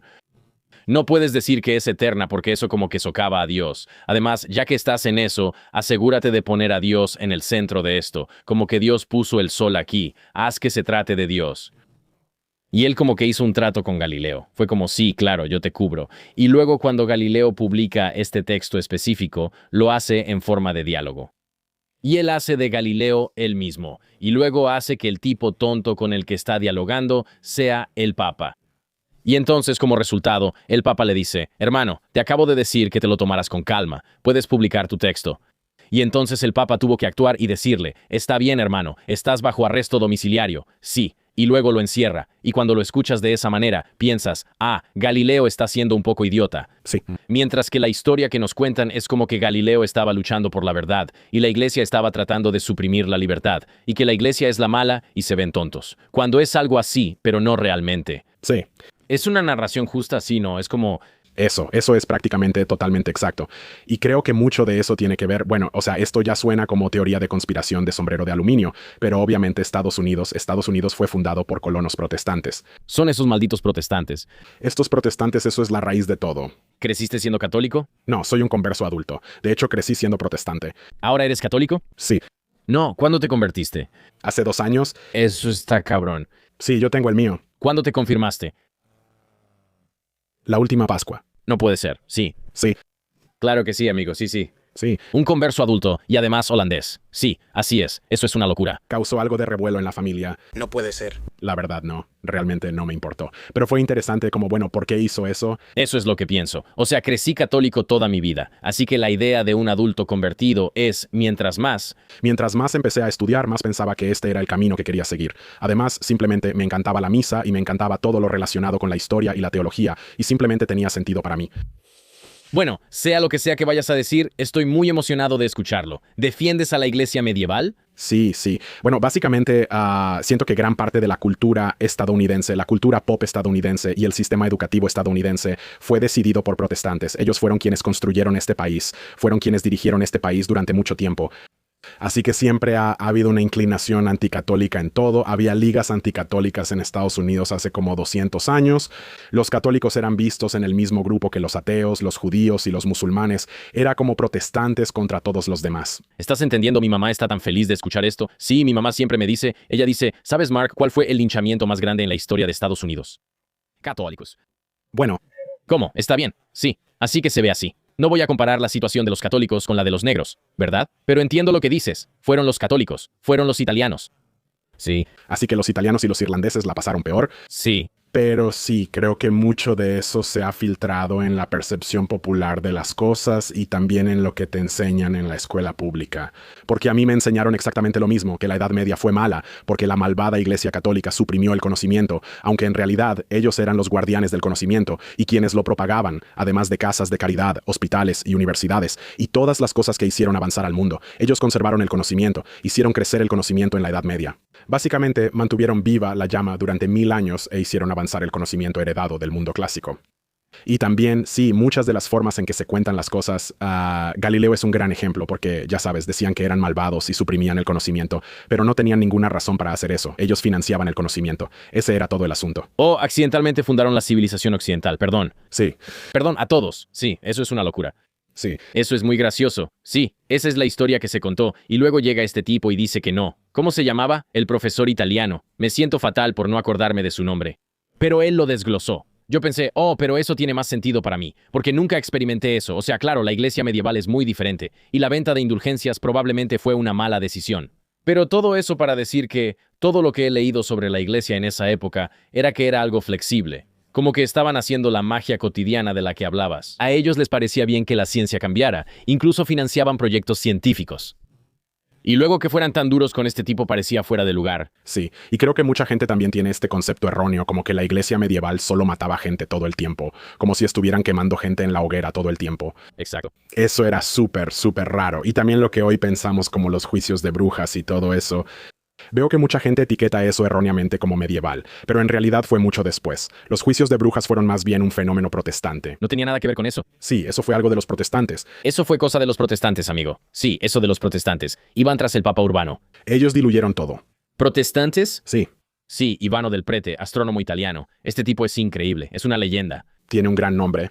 Es el mejor nombre que he visto. Y es un tipazo. Un tipo guapo, nada mal. Profesor en Yale, creo. Los italianos envejecen bien. Todos bajen un poco. Oh, sí, es profesor en Yale. Una leyenda. Pero sí, esa es una percepción graciosa que supongo que viene, ya sabes, del pensamiento protestante, específicamente cuando se trata de la formación de América. También escuché algo interesante que surgió con la imprenta, que la imprenta no solo cambió fundamentalmente cómo la gente interactuaba con la información, sino también toda una escuela de pensamiento.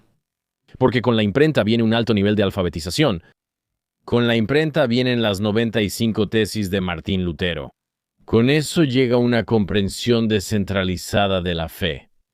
Con este alto nivel de alfabetización y una comprensión descentralizada de la fe y la religión básicamente exportándose y creciendo muy rápido en Inglaterra y Escocia, especialmente con el decreto del rey Enrique VIII de que la Iglesia ya no tiene ninguna jurisdicción en Inglaterra, que ahora él es el jefe de la Iglesia.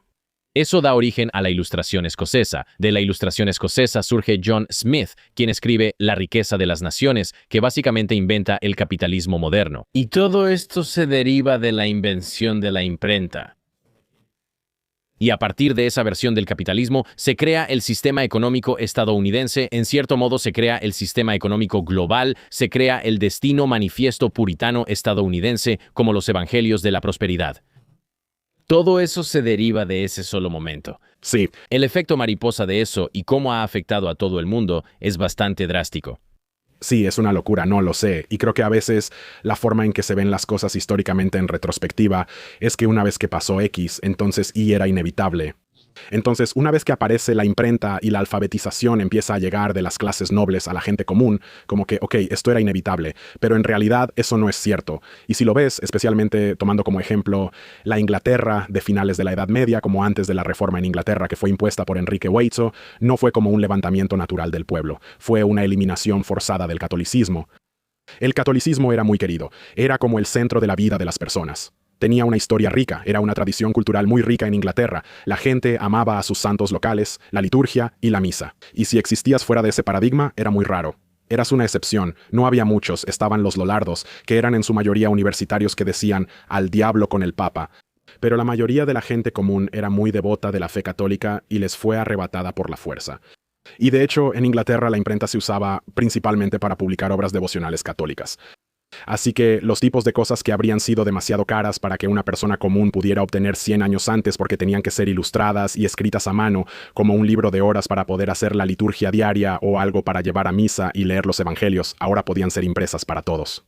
Y así, su devoción al catolicismo se profundizó en lugar de alejarlos de la iglesia. Así que sí. Y también la gente habla sobre, por ejemplo, lo que pasó en Estados Unidos. Hay 1000 direcciones diferentes en las que puedes ir respecto al efecto dominó de la Reforma Protestante. No voy a decir que todo fue malo o todo fue bueno o nada de eso. La historia no es blanco y negro. Pero está la ética protestante del trabajo que construyó Estados Unidos. Pero creo que ahora mucha gente se lamenta porque hasta la Reforma por lo menos trabajabas para vivir. No vivías para trabajar. Ese concepto era completamente ajeno. Como la gente medieval, existe este meme de que la gente medieval trabajaba menos horas que nosotros, lo cual tiene muchos matices.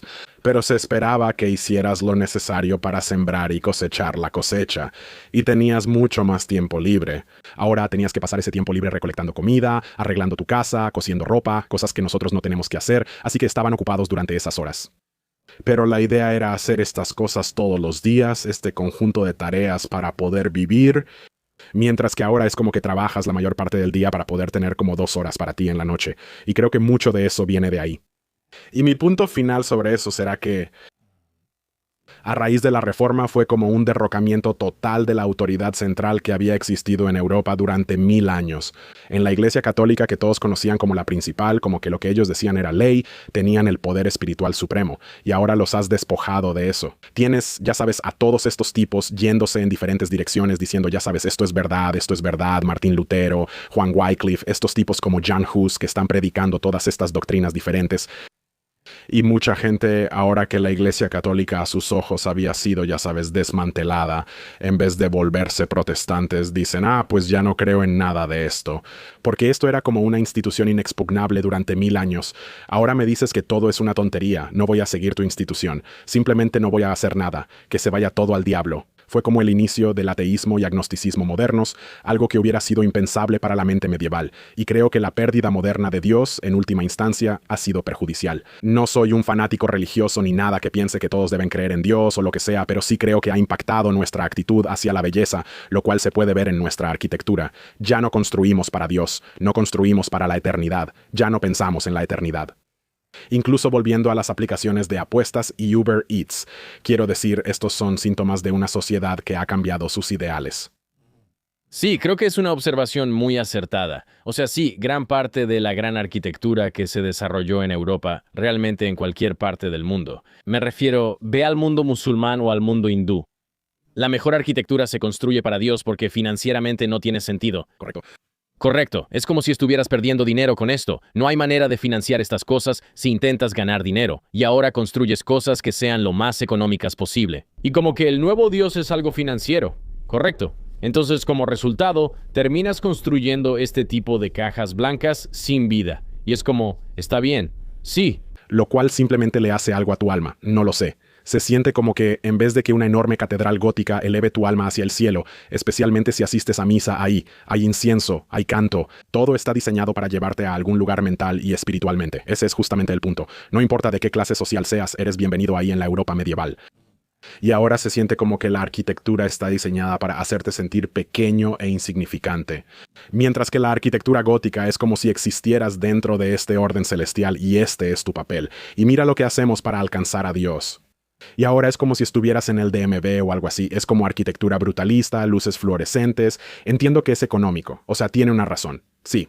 Pero solo me pregunto qué te hace eso a lo largo del camino. ¿Has visto cómo son los restaurantes de comida rápida o cualquier tipo de cadena comercial? O sea, la forma en que están construyendo. Las estructuras ahora son completamente uniformes y no tienen ningún indicador o marca externa. ¿Dónde está la alberca de pelotas? Perdiste la alberca de pelotas. Y ahí fue cuando Estados Unidos empezó a desmoronarse. Es como si la gente se alejara de la pizza utificación. Porque si algo era un Pizza Hut, se veía como un Pizza Hut para siempre. Y por eso el valor de reventa de esa propiedad era muy bajo. Así que ahora solo construyes un Chipotle, pero lo haces como una caja porque sigues siendo dueño del terreno y luego se lo rentas a un banco Chase en 10 años y solo tienes que cambiar el letrero. Exacto. Mientras que si es un Pizza Hut, tienes que cambiar todo el edificio. Sale muy caro. Así que ahora todo es como estos diferentes módulos, como cajas tipo caparazón de cangrejo ermitaño, en las que solo pones cosas nuevas.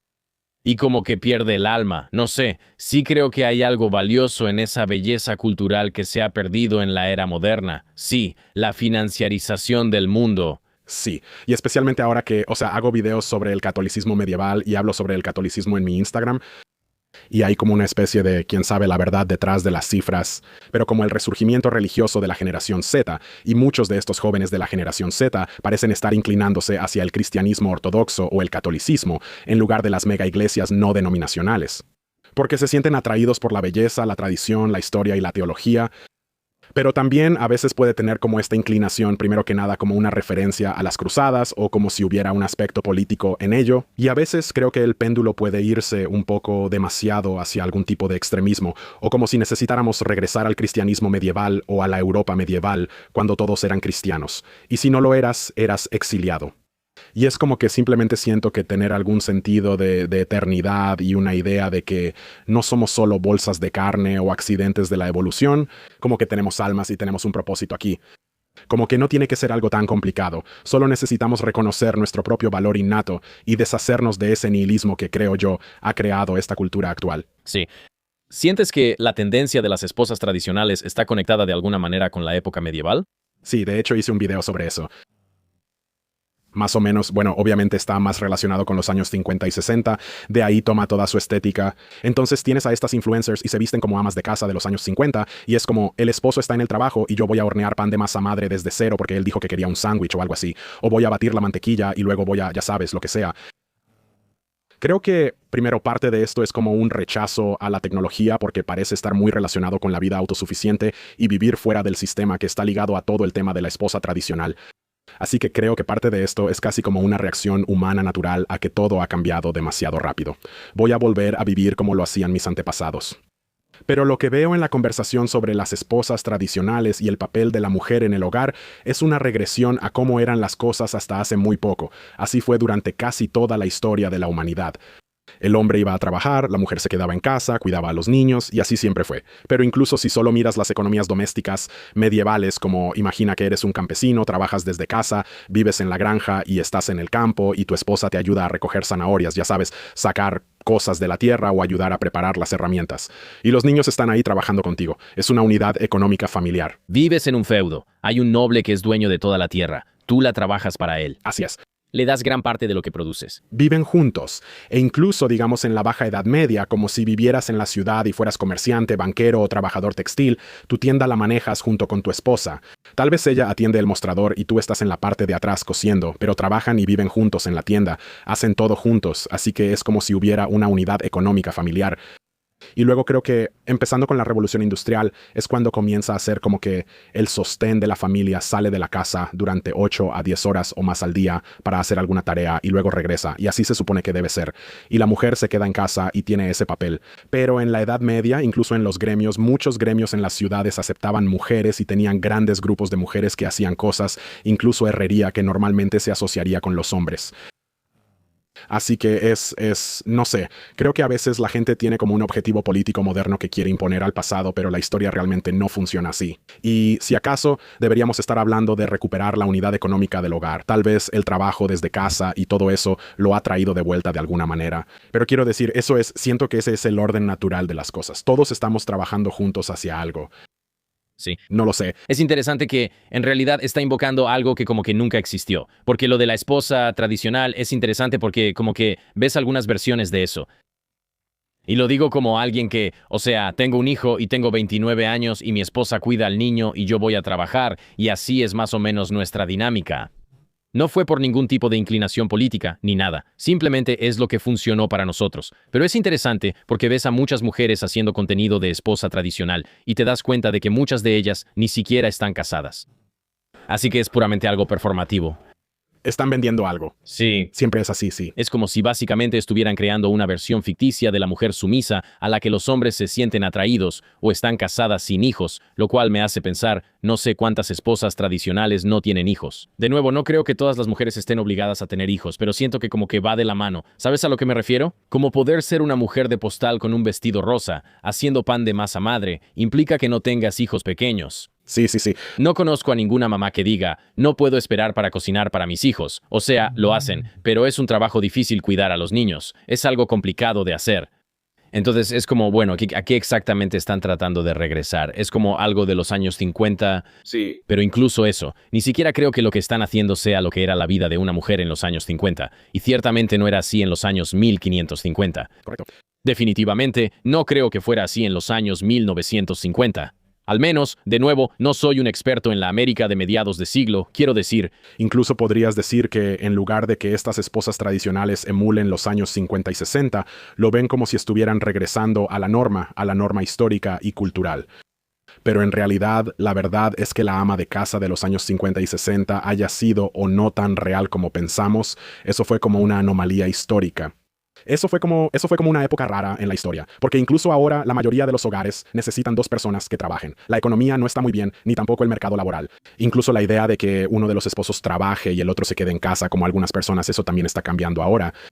Así que creo que es lo mismo con la monocultura, como esa cultura pop unificada que todos teníamos o tenemos o tuvimos, eso también está desapareciendo.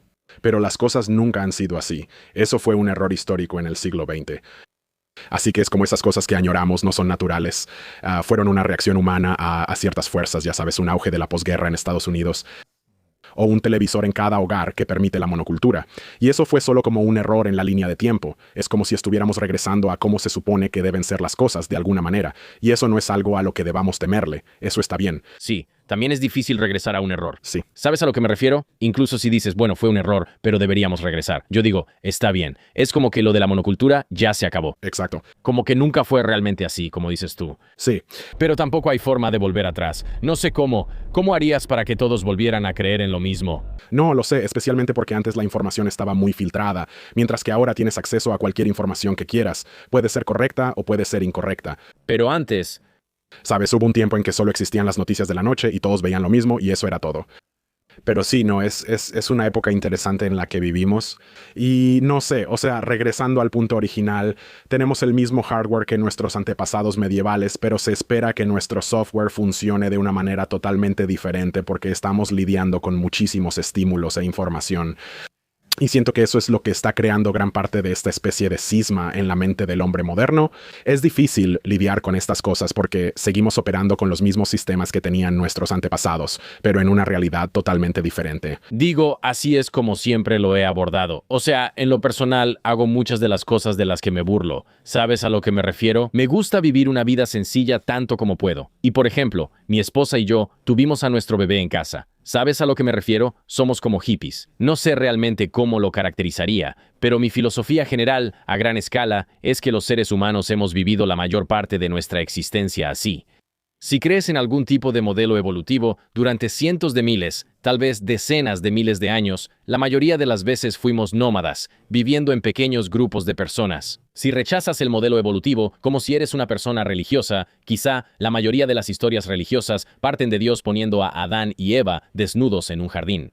Así que, incluso metafóricamente, hay algo que decir sobre estar en contacto con la naturaleza, viviendo en pequeños grupos. ¿Sabes a lo que me refiero? Así que creo que probablemente ahí es donde empieza todo. Y luego, cualquier cosa que se desvíe de eso, creo que añade tensión a nuestro condicionamiento biológico original. Así que pienso, está bien, debería intentar vivir lo más posible como un cazador-recolector en mi mente, lo cual, de nuevo, es tonto porque no hay forma de regresar, y además, realmente no quiero todo eso, solo quiero una parte. Pero hay pequeñas cosas como, ya sabes, simplemente no estar en mi teléfono. Obviamente creo que todos saben que eso es malo. El acceso a la pornografía en Internet es obviamente destructivo para el espíritu humano, además de causar una descarga de dopamina y afectar las relaciones.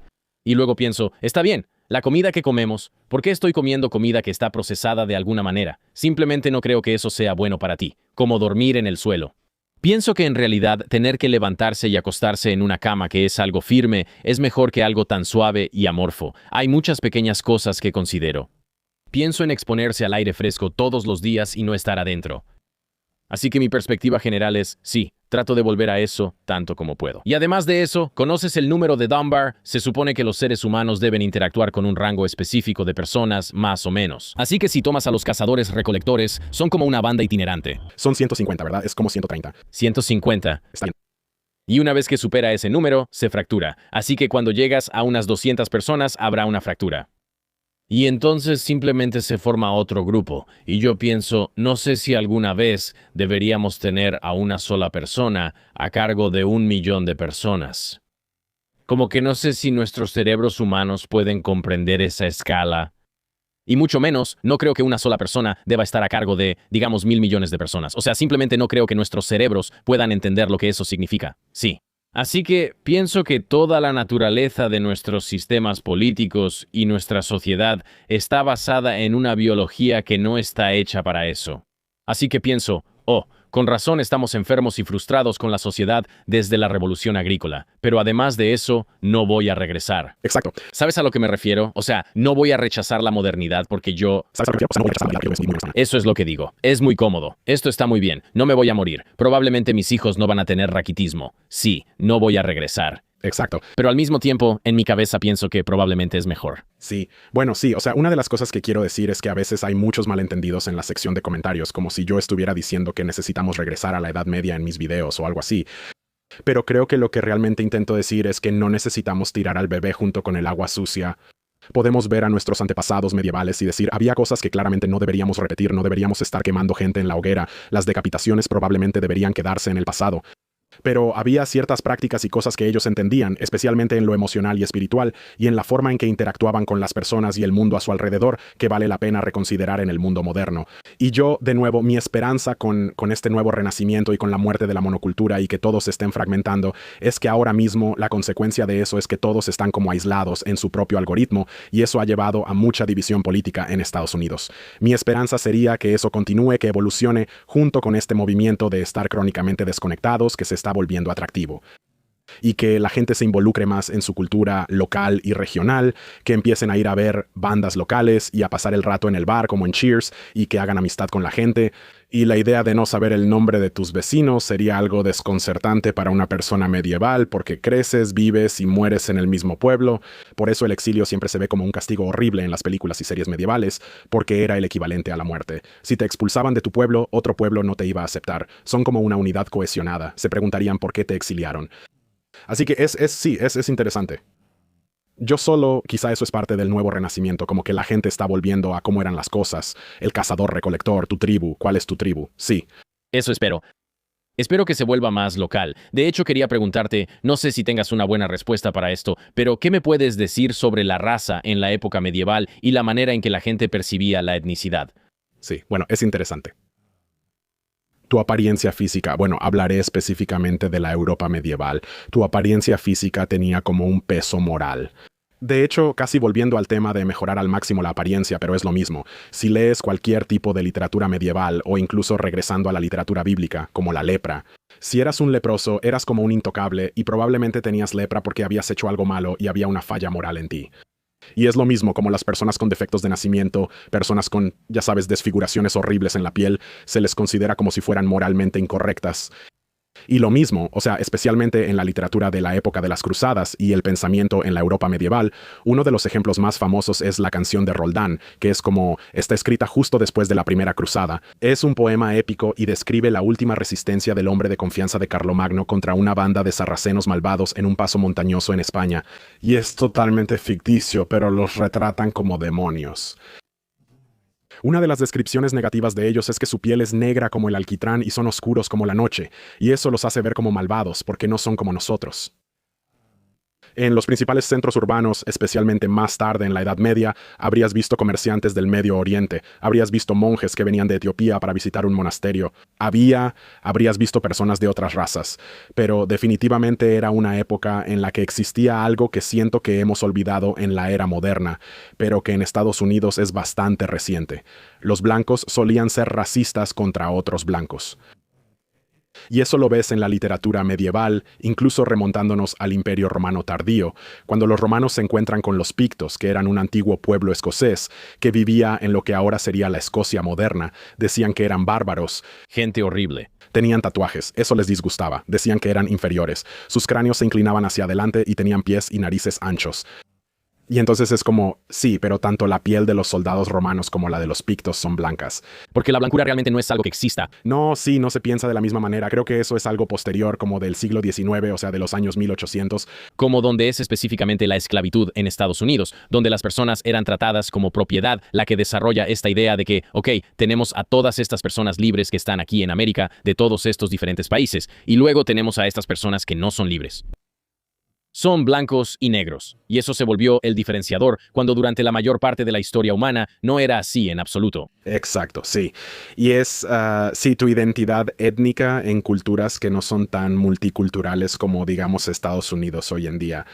Así que, por ejemplo, la Inglaterra medieval era como 99% blanca, pero la gente como que tiene que ser racista. A la gente simplemente le encanta ser racista, así que tienes que encontrar algo. Así que la gente como que olvida que Inglaterra durante como 1000 años fue una especie de crisol de culturas. Tenías a los britanos originales que vivían ahí, luego llegaron los romanos, después llegaron los anglosajones, luego llegaron los normandos, también hubo invasores vikingos que llegaron y se mezclaron, así que era como un crisol étnico.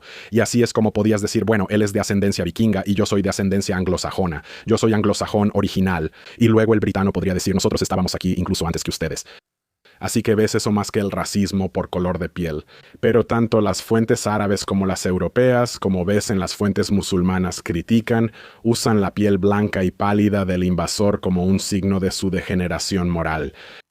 Como que él es así, estos ni siquiera pueden estar al sol, como vampiros. Sí, es interesante. Sí, es muy gracioso. Sí, o sea, también es casi una vergüenza de cierta forma que no solo los fracasos morales de la esclavitud en Estados Unidos, sino que crea estas clases racializadas que luego exportamos a otros países donde realmente no tienen sentido. Exacto. Como mi amigo Cristos aquí, ¿eres blanco? Creo que los griegos son considerados blancos. Mira, pero incluso esa respuesta, él está como, Es vacilación. en realidad soy griego. Y es como, no, pero eres blanco. Y tú dices, oh no, porque soy griego. Y luego estaba hablando con un amigo mío de Sudán, y él siempre habla de su papá. Él decía, sí, mi papá no cree que sea negro. Y yo le digo, ¿cómo que? Y él dice, no, él dice, soy sudanés. Sí. Como que ser negro es una creación estadounidense que tú me estás tratando de imponer. O sea, yo vengo de un reino que existe desde hace miles de años. Construimos templos, sí. Construimos pirámides enormes. ¿Cómo que soy negro? Yo, sí, soy de esta nación. Casi se siente como si estuvieras minimizando. Sí, así es como él se sentía. Y por eso es gracioso. Y desafortunadamente es una falla porque, al final, es como crear una desconexión de las personas con sus raíces históricas cuando son traídas aquí desde África Occidental.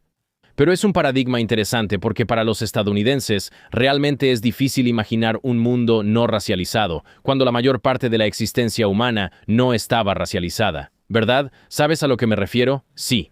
Sí, sí, o sea, sí, no, en el mundo medieval o eras como un sarraceno, o sea, o eras un extranjero, como Eso realmente... no es como que hay, oye, mira eso, como hay un monje etíope visitando tu aldea, no piensas, ese es un tipo negro, piensas, ese es un extranjero, viene de tierras lejanas donde la gente camina hacia atrás.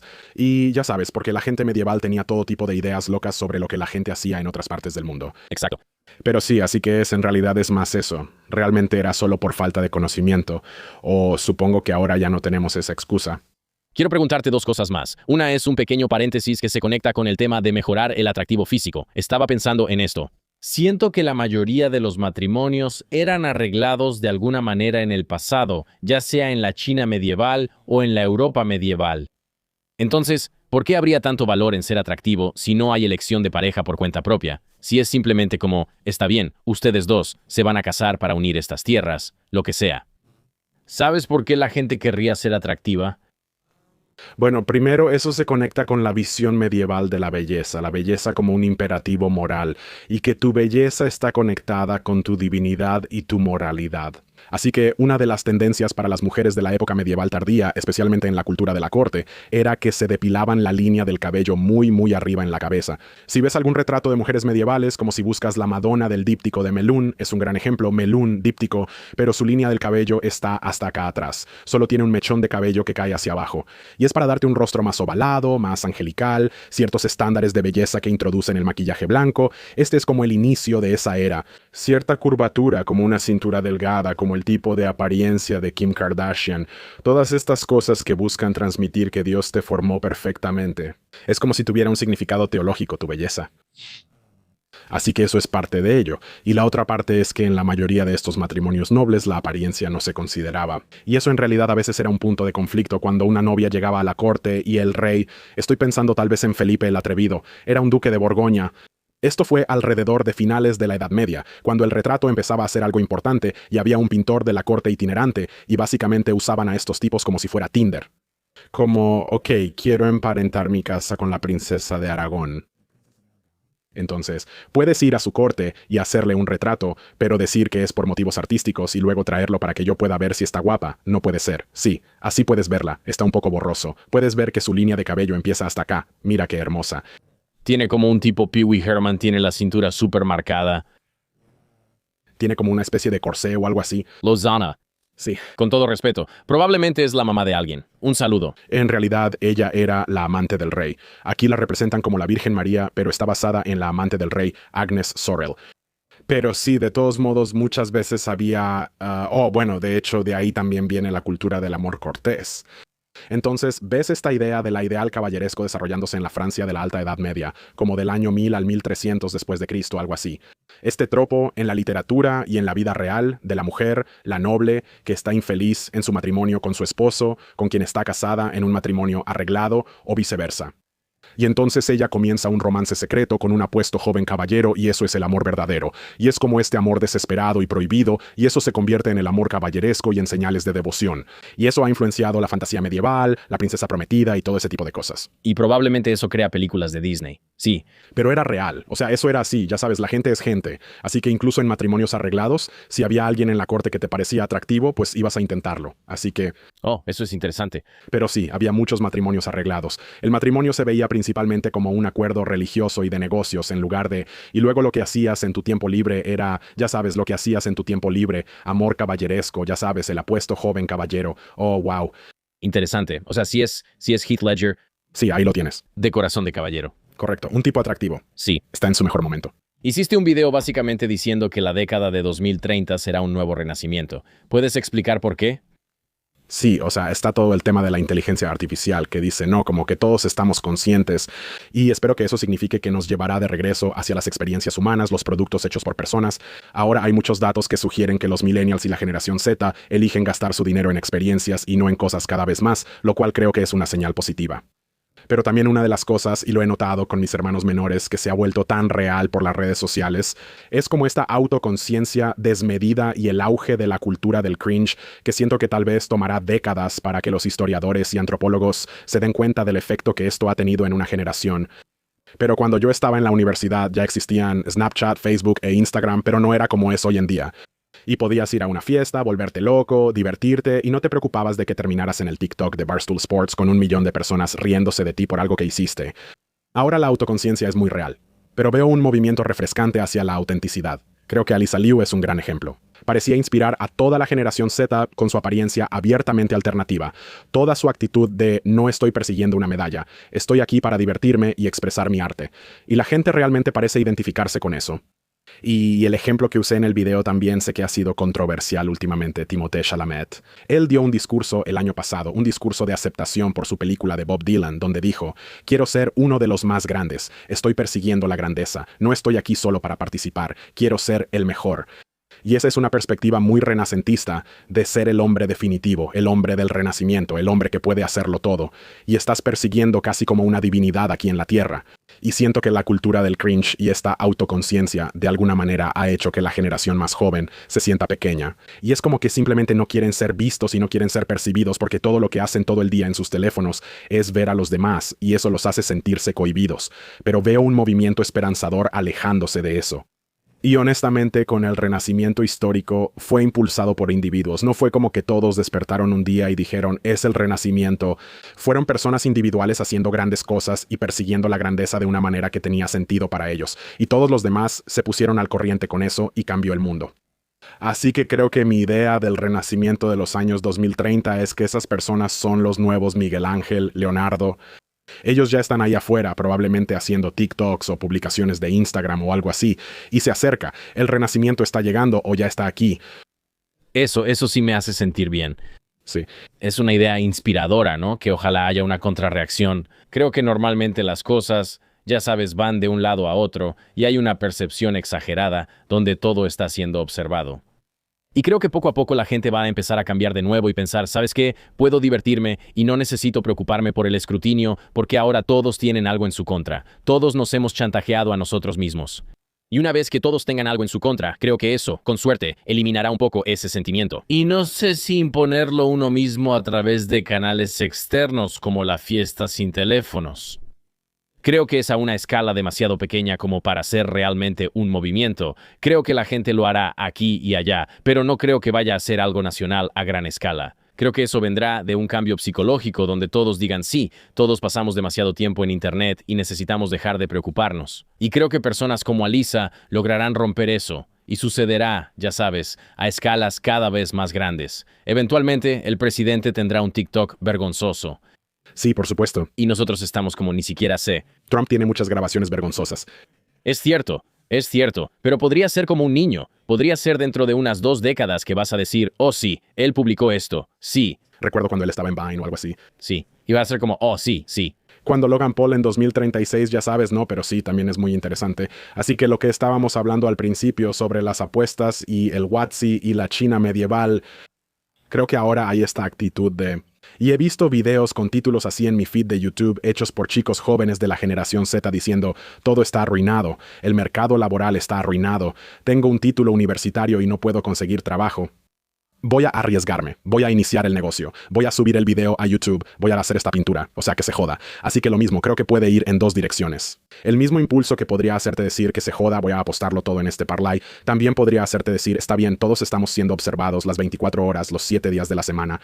Cualquier cosa podría ponerse en tu TikTok de cierta manera y mostrarse de cierta forma. O sea que se joda. Si todo es percepción y todo es vergonzoso, entonces yo solo voy a ser cringe. Y ser cringe es ser libre. He visto gente decir eso. Y siento que esa es una de las historias culturales de los años 2030. Es como que ser cringe es autenticidad real, genuina, y sentir emociones sin tener que cubrirlas con ironía y sarcasmo. Y todo esto que tenemos ahora. Es como que eso, siento que eso es tan importante para la experiencia humana. Sí.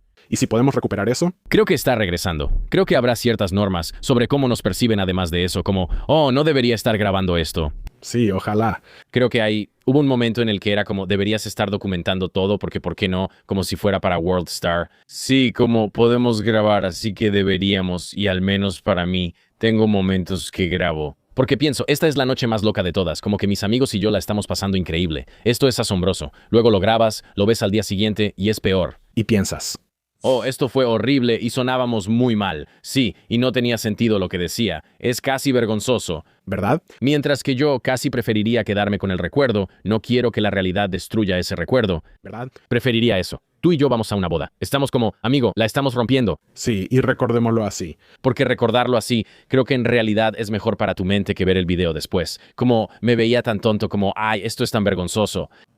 Y espero que al haber suficientes personas con ese sentimiento, porque es inevitable que la gente diga, ¿sabes qué? Voy a bailar en esta boda y no voy a grabar a ese tipo porque él me va a grabar a mí. Y como que ambos aceptamos mutuamente que podríamos vernos ridículos y podríamos dar pena, Sí. así que nadie va a grabar. Y entonces, con suerte, esa será la liberación que no creo que vaya a suceder así.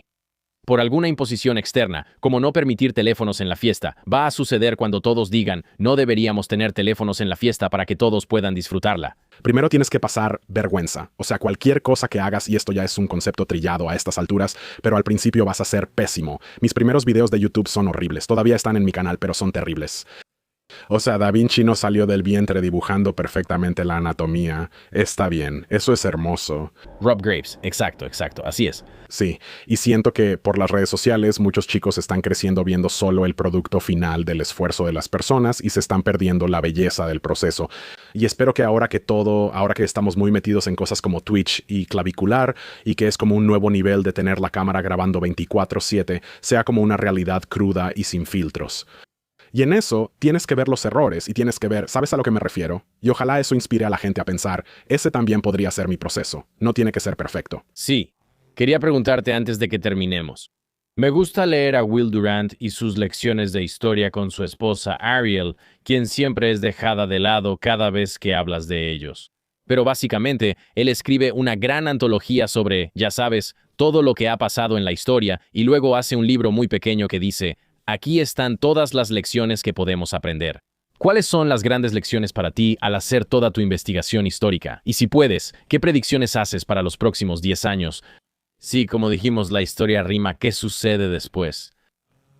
Bueno, un par de cosas serían que obviamente la naturaleza humana no cambia, la historia no se repite, pero sí rima, y que realmente puedes, especialmente en la era de Internet, quiero decir, incluso en estas últimas semanas, con el conflicto de Irán y todo lo que está pasando a nivel internacional, hay mucho caos, confusión e incertidumbre, pero es como que puedes, si aprendes a reconocer los patrones históricos, eso no significa necesariamente que vaya a pasar exactamente lo mismo, pero al menos puedes entender los paralelismos y las posibles motivaciones de lo que está ocurriendo.